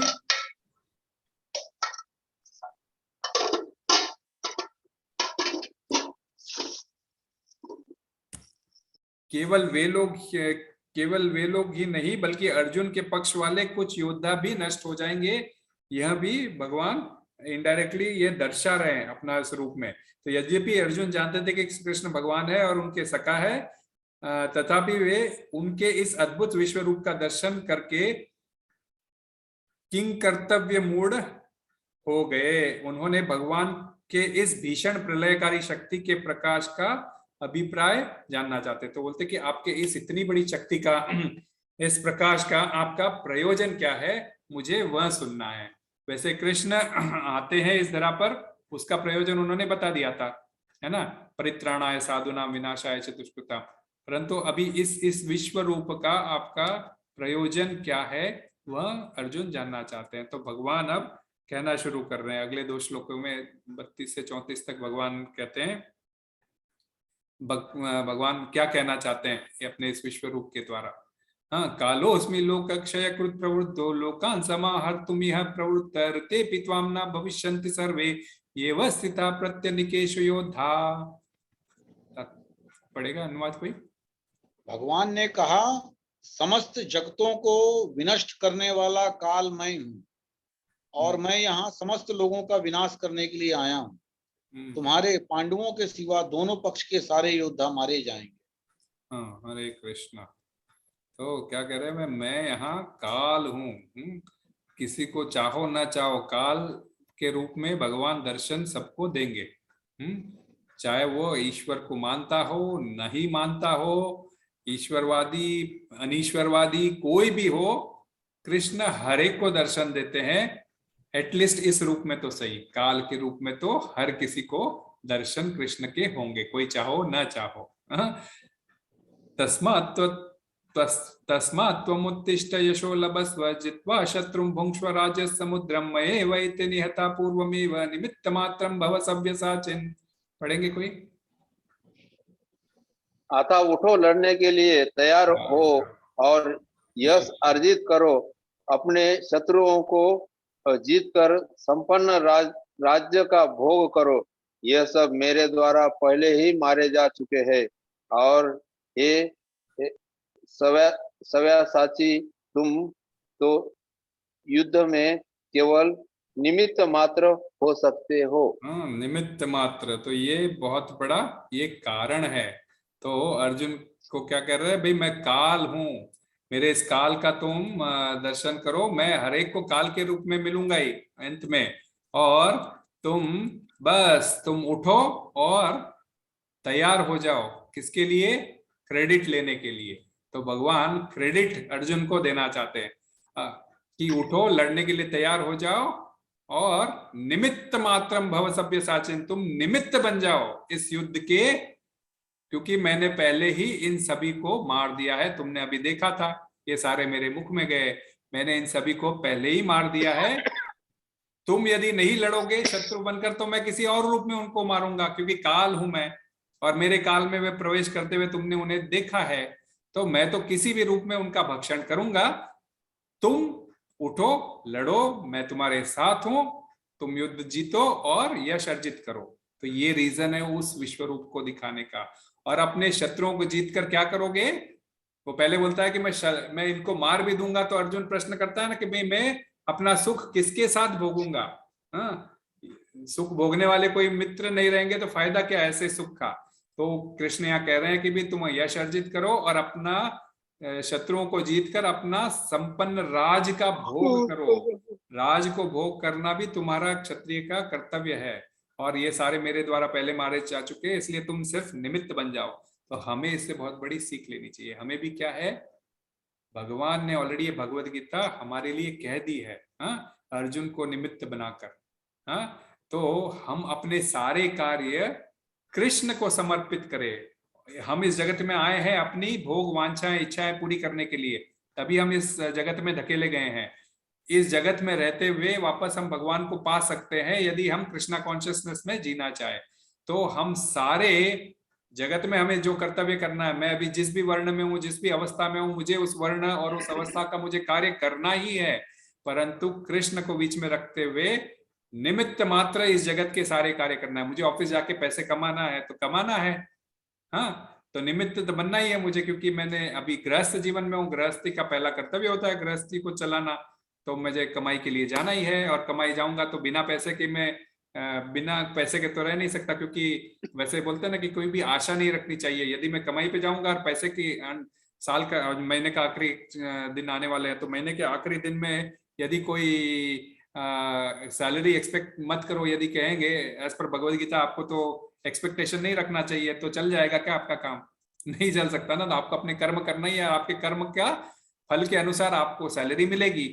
अब उस सैलरी में से आपको मन बना सकते हो कि इसमें से मैं कुछ भाग को डोनेट कर सकता हूं, तो वह अनासक्ति उस कमाए हुए रिजल्ट के ऊपर। तो भगवान कहते हैं ना, अभी जैसे 9वें अध्याय में बोला था उन्होंने, यद करोषि यद अश्नासि यद जुहोसि ददासि यद। आप जो भी करना चाहते हो, आप जो भी छोड़ना चाहते हो, आप जो भी प्रॉफिट आपके जो भी कमाया है, या जो भी कुछ तब करना चाहते हो, सारा उसका फल आप मुझे अर्पण कर सकते हो।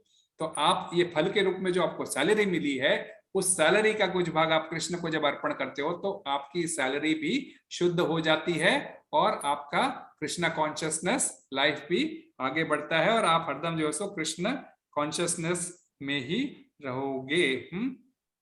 तो यहाँ पर भगवान कहते हैं कि मैं महाकाल हूं, सबको ग्रसने वाला हूं। वेद में कहा गया है कि भगवान सब कुछ ध्वंस कर देते हैं, और यहाँ तक कि ब्राह्मणों को भी ध्वंस कर देते हैं। अर्जुन ने सोचा था कि वह युद्ध नहीं करेगा और उसके जीवन में कभी दुख या विषाद नहीं होगा, किंतु भगवान उसके प्रश्न का उत्तर देना चाहते हैं कि यदि तुम युद्ध ना करोगे तो भी सब लोग मारे जाएंगे, क्योंकि वह उनकी योजना है। वास्तव में वे सबकी इच्छा से उनके द्वारा पहले ही उनकी इच्छा से पहले ही मारे जा चुके। तो यहाँ पर भगवान अर्जुन को निमित्त मात्र बनकर उनकी इच्छा अनुसार कार्य करने को कहते हैं। वास्तव में पृथ्वी में जो कुछ घट रहा है सब भगवान की इच्छा अनुसार ही हो रहा है। कभी कभी और वैज्ञानिक लोग सोचते हैं कि प्रकृति की क्रिया के पीछे कोई उद्देश्य नहीं है, जो सब कुछ घटनाक्रम अनुसार हो रहा है, ऐसी धारणा उनकी बिल्कुल अल्प बुद्धि की परिचय देने वाली है। अभी आप कभी आपने देखा होगा, कभी बोलते गीता का रहस्य, जो हो रहा है अच्छा ही होगा, जो होने वाला है अच्छा ही होगा। ऐसा कभी कभी आपने कुछ एक दो पंक्तियां पढ़ी होगी अपने जीवन में, कभी ऐसा ये गीता का सार है।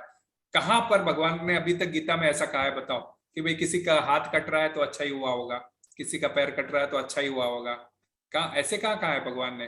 कहा है क्या अभी तक? आपने 10वें अध्याय तक में ऐसा कभी सुना है कि भाई जो कुछ हो रहा है अच्छा ही हो रहा है? कहने का तात्पर्य है कि ये सब उनकी अल्प बुद्धि की वजह से लोग कुछ भी उस चीज को तोड़ मरोड़ कर प्रस्तुत कर देते हैं, जबकि इन श्लोकों का तात्पर्य क्या था कि भाई मैं काल रूप में आऊंगा, इन सबको ग्रसूंगा, तुम यदि ये कार्य नहीं करते हो तो मैं तो किसी रूप में उनको करवाऊंगा। तो बेटर है कि तुम क्रेडिट लो और यह कार्य अपने हाथों में लेकर पूरा करो। ये मत सोचो कि सब कुछ मैं ही करने वाला हूं। तुम नहीं करोगे तो मैं अपना मार्ग ढूंढूंगा किस प्रकार मुझे करना है, क्योंकि परित्राणाय साधुनाम विनाशाय च दुष्कृताम तो मुझे करना ही है, तो मैं किस प्रकार करूंगा वो मैं सोचूंगा। परंतु जो कुछ भी हो रहा है अपने मर्जी से नहीं, बट अपने कर्म के अनुसार उसके प्रारूप को भोगने के वजह से, ये हमने अपने जो कर्म किए हैं पूर्व कालों में उसी के फलीभूत होने के ये लक्षण है, और उस फलीभूत होने के लक्षण को किसी भी प्रकार ये होएंगे, लेकिन तुम इसमें निमित्त बन जाओ। और तो हमारे साथ भी ऐसे कुछ सारी चीजें होंगी, यदि हम उन चीजों को कृष्ण को अर्पण कर देंगे तो हो सकता है ये जो है सो टल सकती है, या हमारा कृष्णा कॉन्शियसनेस लाइफ आगे बढ़ सकती है। तो निमित्त मात्रम भव सभ्य साचिन। फिर आगे द्रोणम च भीष्मं च जयद्रथं च कर्णं तथान्यापि योधवीरान् मया हतस्त्वां जहि मा व्यतिष्ठा युद्धस्वजेतानि रणे सपत्नान्। पढ़ेंगे कोई?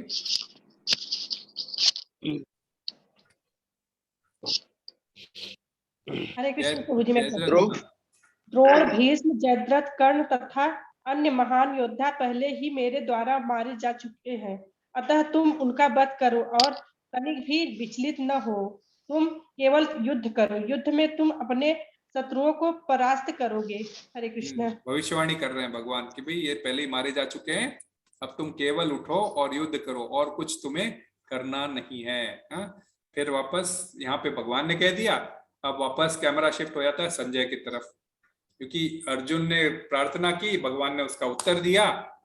अब संजय क्या कहना चाह रहे हैं हम सुनते हैं। तो संजय क्या कर रहा है कि अब क्या हो जाए कि वापस हम कहेंगे कि वापस अर्जुन ने प्रार्थना की, तो कभी कभी शायद ऐसे लगेगा आपको। तो यहाँ पे संजय की तरफ कैमरा कर दिया गया, और अब संजय कहना चाह रहे हैं एतत् श्रुत्वा वचनं केशवस्य कृताञ्जलिरवेपमानः किरीटी नमस्कृत्वा भूय एवाह कृष्णं स गद्गदं भीत भीत प्रणम्य। पढ़ेंगे कोई माता जी? मैं पढ़ूंगा प्रभु जी। हरे कृष्ण। पढ़िए माता जी। संजय ने धृतराष्ट्र से कहा, हे राजा, भगवान के मुख से इन वचनों को सुनकर कांपते हुए अर्जुन ने हाथ जोड़कर उन्होंने बारंबार नमस्कार किया। फिर उनसे भयभीत होकर अवरुद्ध स्वर में कृष्ण से इस प्रकार कहा। हरे कृष्ण। तो वापस पुनः प्रार्थना कर रहा है अर्जुन, इस प्रकार संजय बोल रहा है। और अर्जुन की प्रार्थना क्या है? स्थाने ऋषिकेश तव प्रकृत्या जगत प्रयश्रुत्यनुरज्यते त रक्षांसि भीतानि दिशो द्रवन्ति सर्वे नमस्यन्ति च सिद्ध संगा। अर्जुन ने कहा, हे ऋषिकेश, आपके नाम के श्रवण से सारा हर्षित होता है और सभी लोग आपके प्रति अनुरुक्त होते हैं। यद्यपि सिद्धि पुरुष आपको नमस्कार करते हैं, किंतु असुर गण भयभीत है और इधर उधर भाग रहा है। यही ठीक ही हुआ है। हरे कृष्ण। हरे कृष्ण। एक और श्लोक लेते हैं।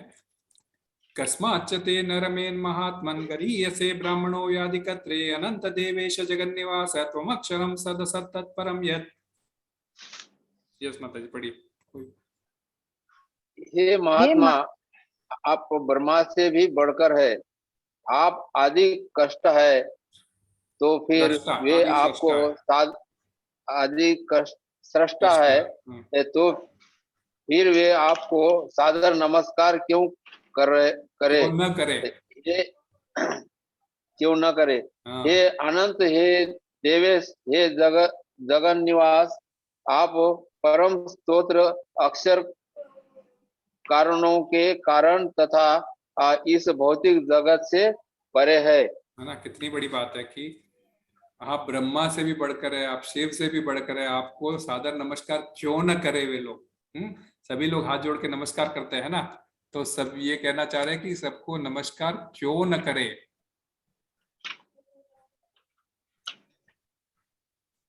तो भगवान श्री कृष्ण अर्जुन के सखा थे, परंतु भगवान के विश्वरूप दर्शन करके वह आश्चर्यचकित हो गए थे। इसीलिए वह बार बार हाथ जोड़कर नमस्कार करने लगे और अवरुद्ध कंठ से प्रार्थना करने लगे कि अर्जुन यह समझ पाता कि अंतरिक्ष से अनेक देवता, सिद्ध और उच्चतर लोगों के बुद्धिमान प्राणी कुरुक्षेत्र के युद्ध में देख रहे हैं, क्योंकि वहां पर श्री कृष्ण उपस्थित थे। तब अर्जुन ने भगवान का विश्वरूप देखा तो देवताओं को आनंद हुआ, किंतु असुर और नास्तिक लोग भगवान के विनाशकारी रूप से डरकर भागने लगे। अर्जुन भगवान श्री कृष्ण को अनंत, देवेश एवं महात्मा कहकर संबोधित करता है। श्री कृष्ण सबसे महान है, वे समस्त देवताओं के नियंता है और उन सब के ऊपर है, वे समग्र विश्व के आश्रय है, इसलिए समस्त सिद्धि तथा शक्तिशाली देवता भगवान को नमस्कार कर रहे हैं। अर्जुन ने यह सब देखा, ऐसा उन्होंने प्रार्थना किया। अर्जुन ब्रह्मा की बात विशेष रूप से उल्लेख करते हैं, क्यों? क्योंकि श्री कृष्ण ब्रह्मा से भी बढ़कर है और ब्रह्मा इस ब्रह्मांड के समस्त प्राणियों के सृष्टा है, किंतु श्री कृष्ण ब्रह्मा के भी सृष्टा है और उनके भी आदि गुरु है। यह बात सिद्ध करने के लिए अर्जुन ने यह बात कही। तो श्री कृष्ण ब्रह्मा, शिव और समस्त देवी देवताओं से के भी पूजनीय है। वे आपको नमस्कार क्यों न करे, वे करेंगे क्योंकि आप ही उनके सृष्टा हो।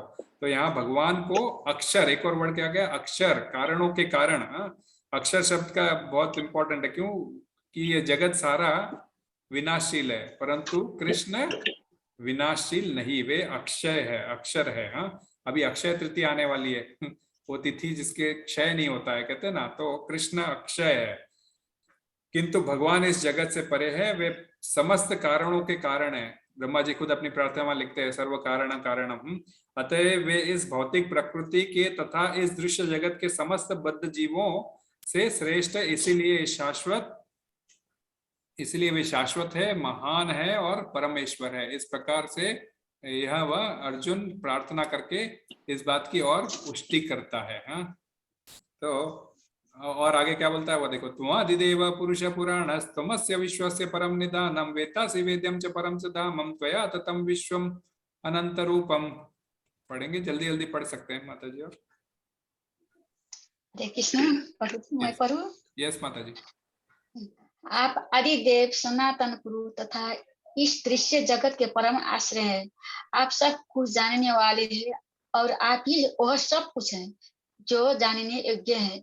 आप भौतिक गुणों से परे परम आश्रय हैं। हे अनंत रूप, कितने गए थे वही, ये अनंत रूप, ये संपूर्ण दृश्य जगत आपसे व्याप्त है।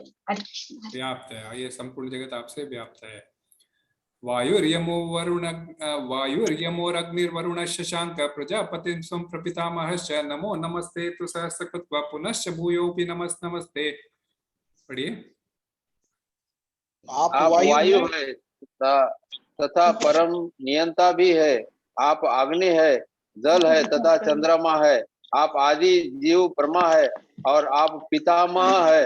आप अतः आपको 1000 बार नमस्कार है और पुनः पुनः नमस्कार है। तो वो इतना आश्चर्यचकित है कि बार बार कृष्ण की तारीफ कर रहा है कि आप आदि पुरुष हो, आदि परमेश्वर हो आप, तो है ना ऐसा। नमः पुरस्तादत पृष्ठतस्ते नमोस्तुते सर्वतः एव सर्व अनंत वीर्यामित विक्रमस्तम सर्वम समाप्नोषि ततोऽसि सर्व।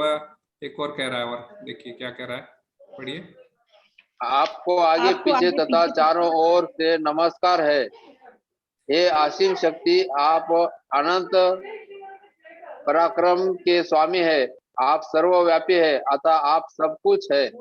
कभी कभी लोग इस प्रकार बोलते हैं भी कृष्ण बहुत सेल्फ सेंटर्ड है, घड़ी घड़ी मुझको नमस्कार करो, घड़ी घड़ी मैं ये हूँ, घड़ी घड़ी प्रणाम करो, इस प्रकार करवाते हैं। तो क्या गलत है? क्या गलत है क्या? नहीं प्रभु जी, नहीं है ना। क्यों?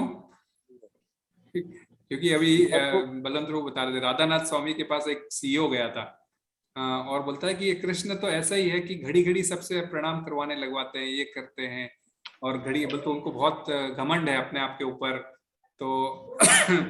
तो राधानाथ स्वामी ने सुना और कहा ठीक है, आप कौन हो? तो बोलता है मैं सो एंड सो, मैं, मेरा नाम ये है। आप क्या करते हो? तो बोले मैं ये कंपनी का सीईओ हूँ। तो कितने लोग आपके पास काम करते हैं? मेरे पास करीब करीब 500-600 लोग काम करते हैं, तो मैं सबका मालिक हूँ। तो कृष्ण, तो राधानाथ स्वामी कहते क्या तुम अपने आप पे घमंड नहीं कर रहे हो? तो बोलते नहीं, मैं जो हूँ वह कह रहा हूँ। तो बोलते यही बात तो कृष्ण कह रहे हैं ना, यही बात अर्जुन कह रहा है कि भाई ये बात सच है, आप समझ लो। अभी अगर यदि कृष्ण ये बात नहीं कहते कि मैं परम हूं, मैं कारणों का कारण हूं, तो गलत होता। कृष्ण, तुम जब कह सकते हो कि मैं सीए हूं, मैं इस कंपनी को चलाता हूं, मेरे नीचे 1000 लोग काम करते हैं, सच है वह बात, है ना, सत्य है। जब तुम कह सकते हो, और तो वे तो भगवान है, सारे समस्त जगत के सृष्टा है, वे क्यों नहीं कह सकते? तो लोग उनकी तारीफ में ऐसा क्यों नहीं कहेंगे, है ना?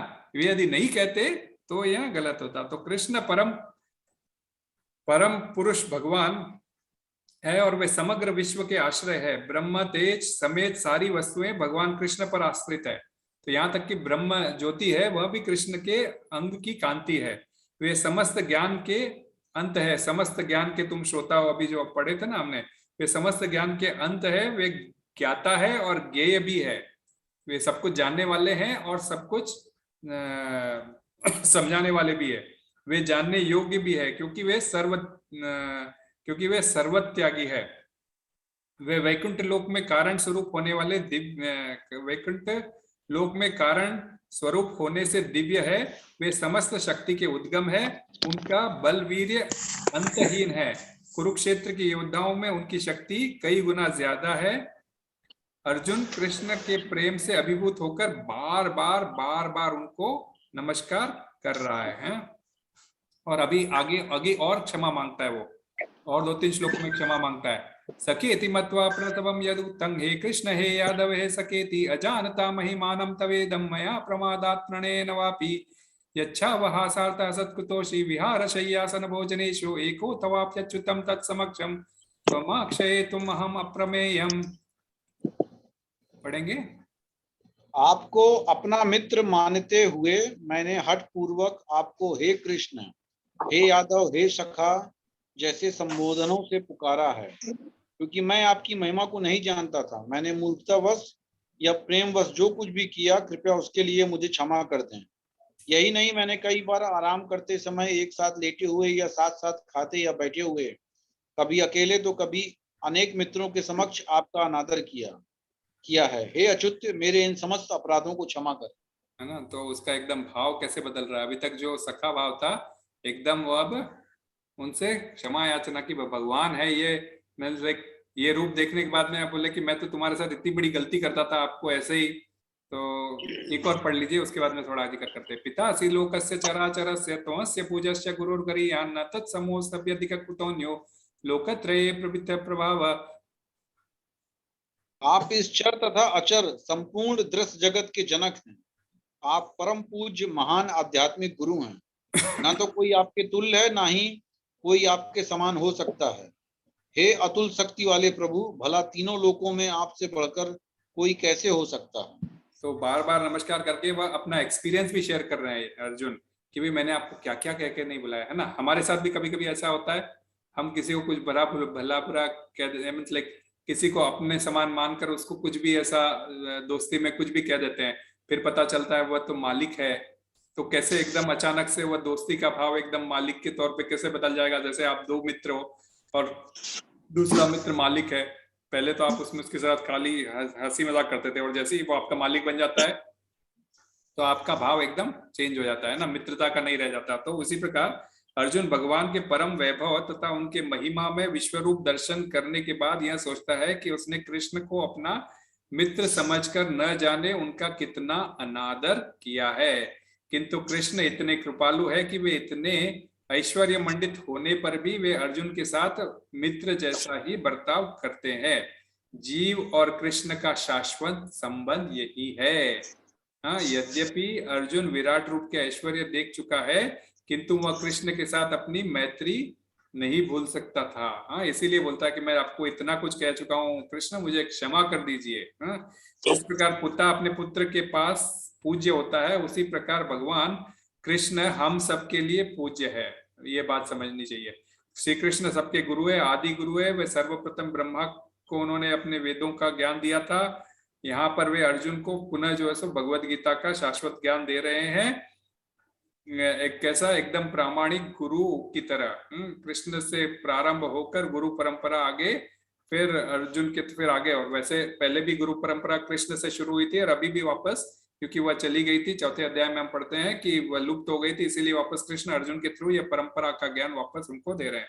तो अर्जुन भगवान की सभी प्रकार, हर प्रकार से आप सबके ज्ञाता हो, आप सबके जनक हो, ये कहते हो कर मैं पुनः नमस्कार करता हूँ। आपकी महानता अपरिमेय है। भौतिक एवं आध्यात्मिक जगत में कोई बढ़कर आपसे नहीं है, सभी लोग आपसे निम्न है। कोई कृष्ण का अतिक्रमण नहीं कर सकता। कोई ऐसा नहीं है जो कृष्ण का गुरु, कृष्ण, कोई ऐसा व्यक्ति नहीं है जिसके कृष्ण गुरु नहीं बन सकते। कृष्ण आदि गुरु है और हम सब उनके दास है। जीवेर स्वरूप होय कृष्णेरा नित्य दास। तो यही हमारे चैतन्य चरितामृत कहते हैं ना। और क्या कहता है चैतन्य चरितामृत? एकेले कृष्ण, एकेले ईश्वर कृष्ण और सब भृत्य। कृष्ण एक ईश्वर, सिर्फ एक ही है कृष्ण, और बाकी सब भृत्य। भृत्य मतलब सब बाकी सब जो अशाश्वत है। कोई भी उनके आदेशों का उल्लंघन नहीं कर सकता। कृष्ण के निर्देशानुसार जीवन व्यतीत करना ही श्रेष्ठ जीवन है। इसीलिए कृष्ण के आदेशों का पालन करने में ही हमारी सफलता है। यह तात्पर्य के इसका मुख्य, इसका यहाँ पे यह सार निकलता है। न तस्य कार्यम करणम न विद्यते। भगवान को कुछ करना नहीं पड़ता है, जो भी करते हैं सब भगवान की शक्तियां ही ये सारे कार्य कर देती है। वे तो सिर्फ सबके कारण है, उनको कुछ करना नहीं पड़ता, सिर्फ गोलोक में बैठे हुए बांसुरी बजाते रहते हैं और उनकी सारी शक्तियां ये सारे कार्य कर देती है। उनको कुछ चला के करना नहीं पड़ता, वे सभी समस्त कारणों के कारण है। इस प्रकार तात्पर्य में बोलते हैं। अब मेरे ख्याल से 8:30 होने आ रही है, लेकिन मेरे ख्याल से 10 एक श्लोक और बचे हैं, तो हम इसको खत्म ही करते हैं। तस्मात् प्रणम्य परिनिधाय कायं प्रसादये त्वामहं ईशमीड्यं पुतेव पुत्रस्य सखेव सख्यो प्रिया प्रिया रसितेव सोढुम्। तो अभी क्या है, अभी रिक्वेस्ट कर रहे हैं यहाँ से अगले 2-3 श्लोकों में अब अर्जुन रिक्वेस्ट कर रहे हैं कि भी आपका, मुझे अब ये विश्व रूप तो मैंने देख लिया, अब मुझे आपका चतुर्भुज रूप के दर्शन कराइए। तो इसका तात्पर्य कुछ इस प्रकार है। आप प्रत्येक जीव द्वारा पूजनीय भगवान है, अतः मैं गिरकर सादर प्रणाम करता हूँ कि और आपकी कृपा की याचना करता हूँ। जिस प्रकार पिता अपने पुत्र की ढीठाई सहन करता है, या मित्र अपने मित्र की घृष्टता सहन कर लेता है, या प्रिय अपने प्रिया का अपराध सहन कर लेता है, उसी प्रकार आप कृपा कर मेरी त्रुटियों को सहन करे। तो अभी वही कर रहा है कि मैं प्रणाम करता हूँ। आप जो सो जैसे एग्जाम्पल्स दिया, जैसे एक प्रिया अपने प्रियतमा की गलती माफ कर देता है, पिता अपने पुत्र की गलती माफ कर देता है, उस प्रकार मैंने जो गलतियां की आपके साथ में, मुझे क्षमा कर दीजिए। अदृष्ट पूर्वम हृतोस्मि दृष्मा भये न च प्रव्यतिता मनो मे तदेव मे दर्शय देव रूपम जगित प्रसीद देवेश जगन्निवास। पहले कभी न देखे गए आपके इस विराट रूप का दर्शन करके मैं पुलकित हो रहा था, किंतु साथ ही मेरा मन भयभीत भी हो रहा था। अतः आप मुझे कृपा करें और हे देवेश, हे जगन्निवास, अपना पुरुषोत्तम भगवान स्वरूप पुनः दिखाए। और 46 भी ले लेते हैं। किरीटिनम गदिनम चक्रहस्तम इच्छामि त्वां दुष्टमहं तथैव तेनैव रूपेण चतुर्भुजेन सहस्रभावो भव विश्वमूर्ते। हे विराट रूप, हे सहस्त्रभुज भगवान, मैं आपके मुकुटधारी चतुर्भुज रूप का दर्शन करना चाहता हूँ, जिससे आप अपने चारों हाथों में शंख चक्र गदा और पद्म धारण किए हुए हो। मैं उसी रूप को देखना चाहता हूँ। तो भगवान से अब कृष्ण अब बोल रहे, मैं तो ऑलरेडी डर गया हूँ, आपका ये रूप मैंने देख लिया है, अब जो है सो आप मुझे अपना चतुर्भुज रूप दिखाइए और आपका नॉर्मल श्याम सुंदर स्वरूप दिखाइए।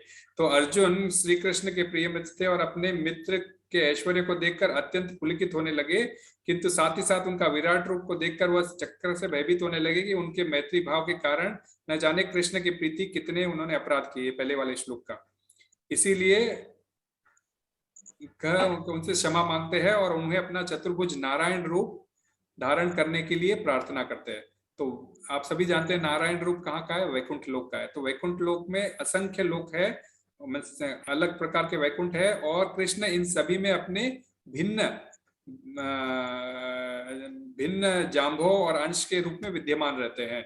इस प्रकार अर्जुन वैकुंठ लोक के उनके किसी एक रूप को देखना चाहते हैं। निस्संदेह प्रत्येक वैकुंठ लोक में नारायण का स्वरूप चतुर्भुज ही है, किंतु इन चारों हाथों में वे शंख गदा चक्र और कमल धारण किए होते हैं, एवं उन चारों चिन्हों के अनुसार नारायण विभिन्न नामों से पुकारे जाते हैं। ये सारे रूप कृष्ण के ही है, इसलिए अर्जुन कृष्ण के चतुर्भुज रूप का दर्शन करना चाहते थे। तो 26 प्रकार के वैकुंठ है। अलग अलग वैकुंठ में किसी के लेफ्ट हैंड में शंख है, किसी के राइट हैंड में शंख है, किसी के पीछे वाले हाथों में शंख है। अलग अलग चीजें अलग अलग जहां है, लेकिन ये सारे कृष्ण के रूप है। और ये चीजें अलग अलग जहाँ है उसके हिसाब से उनके अलग अलग नाम है। हम सभी जानते हैं कृष्ण केशव माधव नारायण गोविंद मधुसूदन त्रिविक्रम वाम, अलग अलग प्रकार के नाम हम कृष्ण के जानते हैं। तो अलग अलग हाथों में अलग अलग चीजें लेने से उनके ये नाम पड़े हैं। उस प्रकार के वैकुंठ में वहां पे सभी लोग चतुर्भुज के रूप में होते हैं और मेन विष्णु जो है सो उसके जो प्रधान ये हेड है वे उस चतुर्भुज में रहते हैं। तो नारायण, उसको नारायण रूप बोलते हैं। तो नारायण रूप को देखना चाहते थे अर्जुन। श्रीमद् भागवतम में कहा गया है कि कृष्ण स्वयं भगवान है और अन्य सारे रूप उनके द्वारा ही प्रकट हुए हैं। वे उनके असंख्य रूपों में ईश्वर ही बने रहते हैं और इन सारे रूपों में वे तरुण दिखते हैं। कृष्ण को जानने वाला इस भौतिक संसार में समस्त कल्पश से मुक्त हो जाता है। तो रिक्वेस्ट कर रहा है कि भाई वो पहले आप अपना नारायण स्वरूप दिखाइए और फिर वो उनके नॉर्मल स्वरूप भी देखना चाहता है। तो कृष्ण उनका जो अर्जुन रिक्वेस्ट करता है कृष्ण उसकी हामी भरते ही है ना। श्री भगवान वाच, कृष्ण कहते हैं मया प्रसन्नेन तवार्जुनेदं रूपम परम दर्शय आत्मयोगा तेजो मयम विश्वमनंतमाद्यम यन्मे त्वदन्येन दृष्टपूर्वम। भगवान ने इस संसार में भगवान ने कहा हे अर्जुन, मैंने प्रसन्न होकर अपनी अंतरंगा शक्ति के बल पर तुम्हें इस संसार में अपने इस परम विश्व रूप का दर्शन कराया है। इसके पूर्व अन्य किसी ने इस असीम तथा तेजोमय आदि रूप को कभी नहीं देखा है। हाँ, मेरे शक्ति अंतरंगा शक्ति के थ्रू मैंने दिखाया। अभी वो पहले वाले श्लोक में बताया था ना, विविधैव श्रूयते, कृष्ण को कोई काम नहीं करना होता, सिर्फ उनकी शक्तियां ही सारी कर देती है कार्य का। तो ये जो विश्व दर्शन दिखाया है ये भौतिक शक्ति द्वारा प्रदर्शित यह विश्व रूप दर्शन था। न वेद यज्ञैर्धयनैर्दानैर् न च क्रियाभिर्न तपोभिरुग्रैर् एवं रूप्य शक्य अहम निलोके दृष्टुम त्वदन्येन कुरु प्रवीर। हे कुरुश्रेष्ठ, तुमसे पूर्व मेरे इस विश्व रूप को किसी ने नहीं देखा, क्योंकि मैं न तो वेद अध्ययन के द्वारा, न यज्ञ दान पुण्य या कठिन तपस्या के द्वारा इस रूप में इस संसार में देखा जा सकता हूँ। कहने का मतलब ये विश्व रूप है, उन्होंने कभी और किसी को प्रकट नहीं किया। इसके विश्व रूप के अलावा एक विराट रूप भी है जो उन्होंने कई बार प्रकट किया था। विराट रूप कैसा है कि एकदम वे बड़े हो जाते हैं और उनके हाथों में चारों भुजाओं वाले नारायण स्वरूप आ जाता है। तो वह रूप उन्होंने कई बार प्रकट किया था। जैसे धृतराष्ट्र की सभा में ही जब दुर्योधन कृष्ण को बांधना चाह रहे थे तभी भी उन्होंने उस रूप को प्रकट किया था। इसके अलावा और 2-3 बार, कई बार जो है वे उस रूप को प्रकट करते हैं। लेकिन वे कहते हैं कि इस विश्व रूप को मैंने और किसी को नहीं दिखाया, यह सिर्फ मैं तुम्हें ही दिखा रहा हूं। क्योंकि हाँ, उसमें क्या लिखता है कि मैं वेद यज्ञ लाइक, क्योंकि मैं न तो किसी वेद के द्वारा, यज्ञों द्वारा, अनुष्ठानों द्वारा मीन्स लाइक किसी भी तरह से मैं कोई भी रूप से जो ये रूप आपको दिखाया नहीं जा सकता। कुछ लोग ऐसे जो अवतार तैयार करते हैं, वे लोग अपनी मनपसंद किसी मनुष्य को अवतार कहकर प्रसार कर देते हैं ना। तो यही शुरू में मैंने कहा था कि कोई ऐसा बोलता है कि मैं भगवान हूँ या मैं ये हूँ, भगवान नहीं है, तो उसको बोलो जरा अगर तू भगवान है तो ठीक है, विश्व रूप दिखा दे। सब विश्व रूप छोड़ दे। वो कहते हैं कि भाई ना ये किताब जो भगवत गीता है वो मैं 1 घंटे तक मेरे को हाथ पे रख के दिखा दे। 1 घंटा यदि हाथ पे रख के, कृष्ण ने तो गोवर्धन 7 दिन तक उठा लिया था। तो ये टेस्ट है ये सारे कि तू भगवान है या नहीं है, ये सारा सिद्ध हो जाएगा यहीं पे। तो ये सारी चीजें आधारहीन है। दिव्य दृष्टि से बिना कोई कृष्ण के विश्व रूप को दर्शन नहीं कर सकता, और वह दिव्य दृष्टि केवल वेद पाठ या यज्ञ द्वारा या विश्व रूप के दर्शन द्वारा नहीं किया जा सकता। हाँ, तो भगवान कृष्ण ने अर्जुन की बात इच्छा को शांत करने के लिए उसे अपने तेजोमय एवं ऐश्वर्यमय विश्व रूप का दर्शन कराया। अर्जुन के साथ साथ ब्रह्मांड के अन्य लोगों ने भी इसको दिया, अन्य लोगों ने भी इस रूप को देख लिया था। माते व्यथा माम च विमूढ़ भावा दृष्ट्वा परम घोरम ईड्रम मेदम व्यपेत विप्रीत मना पुनस्तम त्वदेव मे रूपमिदं प्रपश्य। तुम मेरे इस भयानक रूप को देखकर अत्यंत विचलित एवं मोहित हो गए हो। अब इसके समाप्त करता हूँ। हे मेरे भक्त, तुम समस्त चिंताओं से पुनः मुक्त हो जाओ। तुम शांत चित्त से अपने इस इच्छित रूप को देख सकते हो। तो अब ठीक है, मैं इस रूप को शांत करता हूँ और तुमने जो भी इच्छा की है मैं उसको दिखाता हूँ। संजय उवाच। तो अब जब भगवान वापस अपना रूप जब चेंज कर रहे हैं तो वापस कैमरा शिफ्ट हो गया संजय की तरफ। हाँ, तो संजय क्या कहते हैं, इत्यर्जुनम वासुदेवस्तोक्ता स्वकं रूपम दर्शयामास भूय श्वसयामास च पीतमेनम भूत्वा पुण्य सौम्य वपुर महात्मा। संजय ने कहा, हे धृतराष्ट्र ने कहा, अर्जुन ने इस प्रकार कहने के बाद भगवान कृष्ण ने अपने असली चतुर्भुज रूप को प्रकट किया और अंत में वे 2 भुजाओं वाले अपने रूप प्रदर्शित करके भयभीत अर्जुन को धैर्य बंधाया। भयभीत अर्जुन को धैर्य बंधाया। और तो कहने का तात्पर्य है कि भगवान ने कहा इस प्रकार के द्विबीज रूप और दर्शन अत्यंत दुर्लभ है और यह अत्यंत गुप्त भी है। देवी देवता भी इस प्रकार के सुंदर एक्चुअली तो वह जैसे अपना रूप समेटते हैं तो कई रूपों से 4 चतुर्भुज रूप में आते हैं और चतुर्भुज रूप से 2 भुजाओं वाले रूप में आते हैं। तो कहने का तात्पर्य है कि कृष्ण ओरिजिनल 2 भुजाओं वाले हैं, वे चतुर्भुज हो सकते हैं और वे सहस्त्र भुज भी हो सकते हैं। तो कई लोग जो बोलते हैं ना भाई ये नहीं, कई लोग 2 भुजाओं वाले कृष्ण को काल्पनिक मानते हैं और सहस्त्र भुजाओं वालों को एक्चुअल मानते हैं। तो ये नहीं है, क्योंकि भगवत गीता एकदम पुष्टि करती है। पहले भी कृष्ण 2 भुजाओं वाले थे, उन्होंने विश्व रूप का दर्शन कराया, विश्व रूप से चतुर्भुज में आए और चतुर्भुज से वापस पुनः अपने 2 भुजाओं के रूप में आए हैं। तो भगवत गीता के 6:11 में कहा गया है, अवजानन्ति मां मूढ़ा मानुषिम तनुम आश्रितम। मूढ़ों को यह समझ में नहीं आता कि मैं 2 भुजाओं में नॉर्मल मनुष्य नहीं हूँ। ऐसा कृष्ण कहना चाहते हैं। ये आगे कहेंगे। अर्जुन उवाच दृश्वेदं मानुषम रूपम तम सौम्यम जनार्दनम इदानीमस्मि संवृत्ता संचेता प्रकृतिम गता। तब अर्जुन ने कृष्ण को अपनी आदि रूप में देखा और कहा, हे जनार्दन, आपके इस अतीव सुंदर मानवीय रूप को देखकर मैं स्थिर चित्त हूं और मैंने अपनी प्राकृत अवस्था प्राप्त कर ली है। अतीव सुंदर मानवीय रूप, अतीव सुंदर मानवीय रूप, मानवीय रूप का है, मनुष्य जैसा रूप। हे कृष्ण, आपके इस मनुष्य जैसा रूप को देखकर मैं स्थिर चित्त हुआ हूं, मुझे देखकर अब शांति हुई है। तो इस मानव जैसे रूप के वर्ड को लेकर कई लोग कृष्ण के बारे में गलत भ्रांति फैलाते हैं कि वे मनुष्य जैसे हैं। तो इसके लिए भगवान ने ऑलरेडी 6वें अध्याय के 11वें श्लोक में कहा था, अवजानन्ति मां मूढ़ा मानुषिम तना आश्रिता। वे लोग मूढ़ है जो मुझे नॉर्मल शरीरधारी कृष्ण मानते हैं। यानी कि तथाकथित विद्वान भी ऐसा करते हैं, क्योंकि वे उनके स्थूल बुद्धि तथा स्थूल दृष्टि से कृष्ण का अवलोकन करते हैं। फलतः उन्हें श्री कृष्ण में एक ऐतिहासिक पुरुष या बड़े दार्शनिक समझते हैं। बहुतों ने सोचते हैं कि कृष्ण परम भाव से निराकार निर्विशेष, फिर कुछ एक सोचते हैं कि कृष्ण के रूप में विश्व रूप से ज्यादा महत्वपूर्ण है। वे सोचते हैं परमेश्वर के किसी भी रूप उसकी कल्पना मात्र है। उनके अभिमत है कि उच्चतर स्तर पर परम तत्व कभी भी कोई पुरुष नहीं हो सकता, पर यह सब उनके कल्पना प्रसूत अवधारणा मात्र है। समग्र वैदिक शास्त्र और श्री कृष्ण के सच्चिदानंद विग्रह रूप की प्रतिपादन सिद्ध करते हैं। उनके द्विबीज रूप ही उनका ओरिजिनल नित्य रूप है। परंतु विद्वता, वेद पाठ, यांत्रिक पूजा अर्चना या तपस्या के माध्यम से कोई उन्हें समझ नहीं सकता। भगवद गीता में जो कहा गया है कि कृष्ण हर वक्त उनके योग माया से समावृत रहते हैं।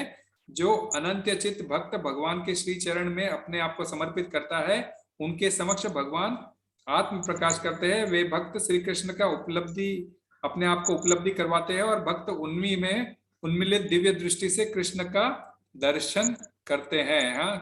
चक्षुरुन्मिलितम येन तस्मै श्री गुरुवे नमः। जैसे आंखों की रोशनी मिलती है गुरु के ज्ञान के द्वारा, वैसे ही कृष्ण के दर्शन से उन्मिलित होते हैं, जीव उनके सम्मुख होते हैं। भगवान उवाच सुदुर्दर्शम इदम रूपम। भगवान कह रहे हैं कि ये मेरा रूप सुदुर्दर्शम इदम रूपम दृष्टावानसि मम देवाप्ययस्य रूपस्य नित्यम दर्शन कांक्षणी। कि अर्जुन, तुम मेरे इस रूप को जो देख रहे हो उसे देख पाना बहुत कठिन है, यहाँ तक कि देवता भी इस अत्यंत रूप को देख नहीं पाते। सुदुर्दर्शम इदम, अगर कोई दुर्दर्शम इदम कहने का मतलब बड़ी दुर्लभ है, परंतु सुदुर्दर्शम इदम कह रहे हैं कि बहुत ही ज्यादा दुर्लभ है, न देख पाने, इतना अत्यंत कठिन है ये रूप देख पाना। कौन सा? ये 2 भुजाओं वाला रूप। तो विश्व रूप निम्न स्तर का है, उससे उच्चतर स्तर पर 4 भुजाओं वाला रूप है, और सबसे हाईएस्ट है 2 भुजाओं वाला रूप, जो कि गोलोक वृंदावन में कृष्ण अपने ओरिजिनल स्वरूप में वैसा रहते हैं। तो ये सुदूरदर्शम इदम है, इतना आसान नहीं है इस रूप को समझ आसानी से। इस रूप में भगवान को कोई ऐसा पा नहीं सकता, कोई देख नहीं सकता। इसके ऊपर श्रील प्रभुपाद ने बहुत डिटेल में तात्पर्य में लिखा है। कहने का मतलब कि यही प्राप्त करने के लिए भी ये जो विश्व रूप है ये निम्न स्तर का है, और ये द्विबीज रूप एकदम उच्च स्तर का है। तो वो मटेरियल है, और ये द्विबीज रूप और चतुर्भुज रूप आध्यात्मिक है। नाहम वेदेन तपसा न दानेन चेज्जया शक्यम एवं नाहम वेदेन तपसा न दानेन चेज्जया शक्य एवं विदो दृष्टुम दृष्टावानसी माम यथा।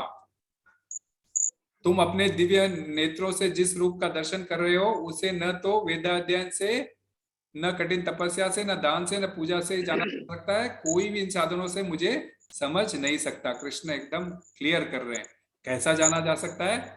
भक्त्यात्मनया शक्य अहम एवार विदोर्जुन ज्ञातुम दृष्टुम यतत्वे न प्रवेष्टुम च परम तप। कोई पढ़ेंगे लास्ट श्लोक है मेरे ख्याल से। हरे कृष्ण प्रभु जी। यस प्रभु।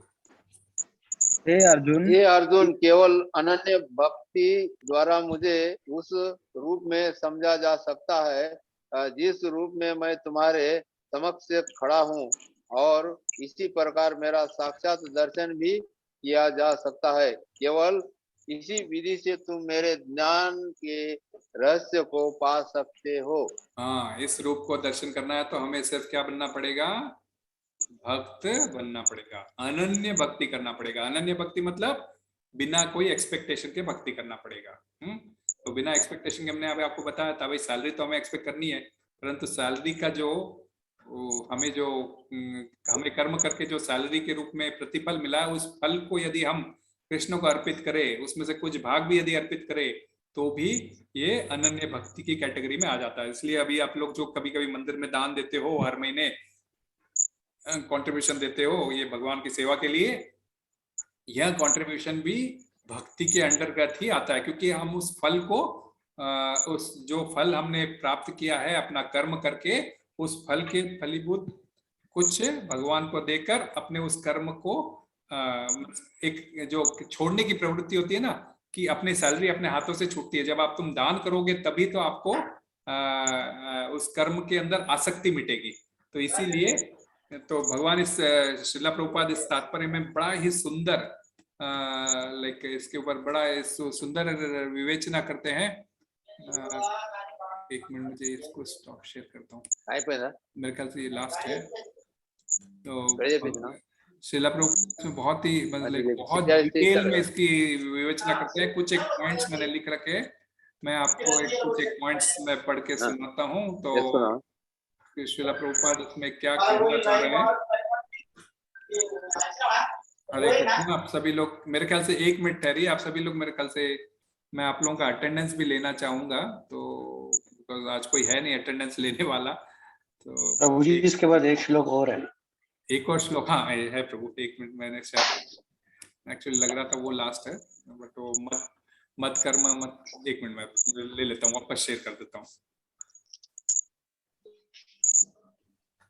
तो इस श्लोक में श्रील प्रभुपाद क्या करना चाहते हैं कि समस्त कर्म उनके निर्देश से ही हमें करना चाहिए। श्री कृष्ण के लिए जो कर्म किया जाता है उसे कृष्ण कर्म कहते हैं। प्रत्येक व्यक्ति कृष्ण कर्म कर सकता है। रईस व्यापारी कृष्ण के लिए मंदिर बनवा सकता है, कृष्ण के लिए भवन बनवाकर वहां कृष्ण विग्रह स्थापित करके उनकी पूजा करना एवं उन्हें भोग अर्पित करना, उनके प्रसाद ग्रहण करना भी कृष्ण कर्म ही है। निर्धन व्यक्ति भी जिसके पास थोड़ी सी भूमि हो, फूलों का बगीचा करके कृष्ण के फूल अर्पित कर सकता है। भगवद गीता में श्री कृष्ण कहते हैं, यदि कोई मुझे भक्ति भाव से पुष्प फल जल एवं भेंट कर दे तो मैं स्वीकार करता हूँ। पत्र अर्थात तुलसी पत्र, अतः मनुष्य को तुलसी का पौधा लगाकर उससे सींचना चाहिए। उसके लिए अधिक पैसे की आवश्यकता नहीं है। भगवान के मंदिर को साफ करना चाहिए। अति सुंदर यह कृष्ण कर्म है, और इस तरह गरीब से गरीब व्यक्ति भी अपने को कृष्ण की सेवा में लगा सकते हैं। अलग अलग प्रकार से, जो भी 55वें श्लोक में जो बता रहे थे ना कृष्ण कि किस कौन कौन से लोग कैसे कैसे कर अनन्य भक्ति, तो उसका श्रील प्रभुपाद तात्पर्य में ऐसे कई सारी चीजें लिखते हैं। भगवान ने इस अध्याय के अंतिम महत्वपूर्ण श्लोक में यह विश्लेषण किया है कि किस प्रकार भक्त उनके परम धाम में उनकी संगति में जा सकता है। ऐसा व्यक्ति चंद्र, सूर्य और ब्रह्मलोक जाने तक का इच्छुक नहीं रहता। उसकी आसक्ति केवल वैकुंठ लोक जाने की रहती है। वह भी न तो सुख भोगने के लिए इस वक्त जाना चाहता है और न ही ब्रह्म ज्योति में तदात्म्य स्थापित करना चाहता है। वह तो केवल सर्वोच्च वैकुंठ लोक जाना चाहता है, जिसमें कृष्ण लोक या हम गोलोक वृंदावन कहते हैं। तो मुझे लगा था वह लास्ट वाला है, लेकिन नीचे जाना था, प्रभु ने याद दिलाया। हरे कृष्णा। तो इसमें काफी ऐसा डिटेल में आप पढ़ोगे तो आपको भी काफी कुछ समझ में आएगा। हाँ, तो ये है मत कर्म कृत मत परमो मत भक्त संग वर्जित निर्वैर सर्वभूतेषु यस मामेति पांडव। हे अर्जुन, जो व्यक्ति सकाम कर्मों और मनोधर्मों के कलमश से मुक्त होकर मेरी शुद्ध भक्ति में तत्पर रहता है, जो मेरे लिए ही कर्म करता है, जो मुझे ही जीवन लक्ष्य समझता है और जो प्रत्येक जीव में मैत्री भाव रखता है, वह निश्चय ही मुझे प्राप्त करता है। तो एक्चुअली ये पढ़ के ये मैंने जो शिला प्रभुपाद का जो तात्पर्य है एक्चुअली वो उसके इसी श्लोक के लिए था। तो कृष्ण जानते हैं कि वे कृष्ण भक्त जानता है कि एकमात्र कृष्ण भक्ति ही जीवन की हर समस्याओं का समाधान कर सकती है। इसीलिए वह प्रत्येक व्यक्ति को कृष्ण भावना रूपी अमृत प्रदान करना चाहता है। इसीलिए कभी कभी भक्तों को भी खतरा मोल लेना पड़ता है। जैसे ईसा मसीह को सूली पर चढ़ाया गया, प्रहलाद महाराज शिशु होने पर भी भगवत भक्ति प्रचार करने के अपराधों में विभिन्न प्रकार के चेष्टाओं को उनको ये करना पड़ा। उनके पिताजी हिरण्यकशिपु द्वारा उनको प्रताड़ित करना पड़ा। और ऐसे अनेक उदाहरण मिलते हैं कि कृष्ण भक्ति ही सर्वश्रेष्ठ है, जिसको करने से व्यक्ति जो है सो अपने पूर्ण स्वरूप को, भगवान को, उस द्विबीज रूप के प्रति प्रेम को पा सकता है और वैकुंठ धाम जाने के लिए बिल्कुल क्वालिफाई हो सकता है। तो इस प्रकार जो है यहाँ पे 11वां अध्याय जिसका शीर्षक है विश्व रूप प्रदर्शन, इसकी समाप्ति होती है। किसी का कोई डाउट हो तो कोशिश करूंगा कि मैं आपका समाधान करने की, क्योंकि ये चैप्टर थोड़ा बड़ा है, क्योंकि इसमें जो एक एक श्लोक है 4-4 लाइन वाले श्लोक है, 2-2 लाइन वाले नहीं है, तो इसीलिए थोड़ा समय लग गया। क्षमा चाहता हूँ, थोड़ा 15-20 मिनट ज्यादा लग गए। हरे कृष्णा प्रभु। प्रभु, I am leaving, so requesting if you can consider me, means मेरा अटेंडेंस। वेट प्रभु, आई जस्ट एक मिनट प्रभु, मैं एक मिनट में आप लोग सभी का मैं एक बार ले ही लेता हूँ, बिकॉज मुझे अटेंडेंस अपडेट करना पड़ता है। एंड आज कोई है नहीं, यदि अन्य कोई वक्त ज्वाइन करते हैं हमारे पैनल से तो हम उनका अटेंडेंस ले सकते हैं, वो अटेंडेंस ले सकते हैं, लेकिन आज कोई ज्वाइन नहीं किया तो इसीलिए मुझे लेना पड़ रहा है। बीच में कोई अगर छोड़ के चले गए हैं आपके कोई वक्त तो मैसेज कर दीजिएगा। बाकी मैं देख नहीं पाया कि मैं जब स्क्रीन शेयर कर रहा हूँ बाजू में आप लोगों को देख रहा हूँ, तो ऊपर से ये नहीं देख पाता हूँ कौन कौन अटेंड किया। किसी का मिस हो जाए तो प्रभु मुझे बता देना। बाकी और किसी का कोई प्रश्न हो तो बताइए। यस प्रभु, आप छोड़ सकते हो।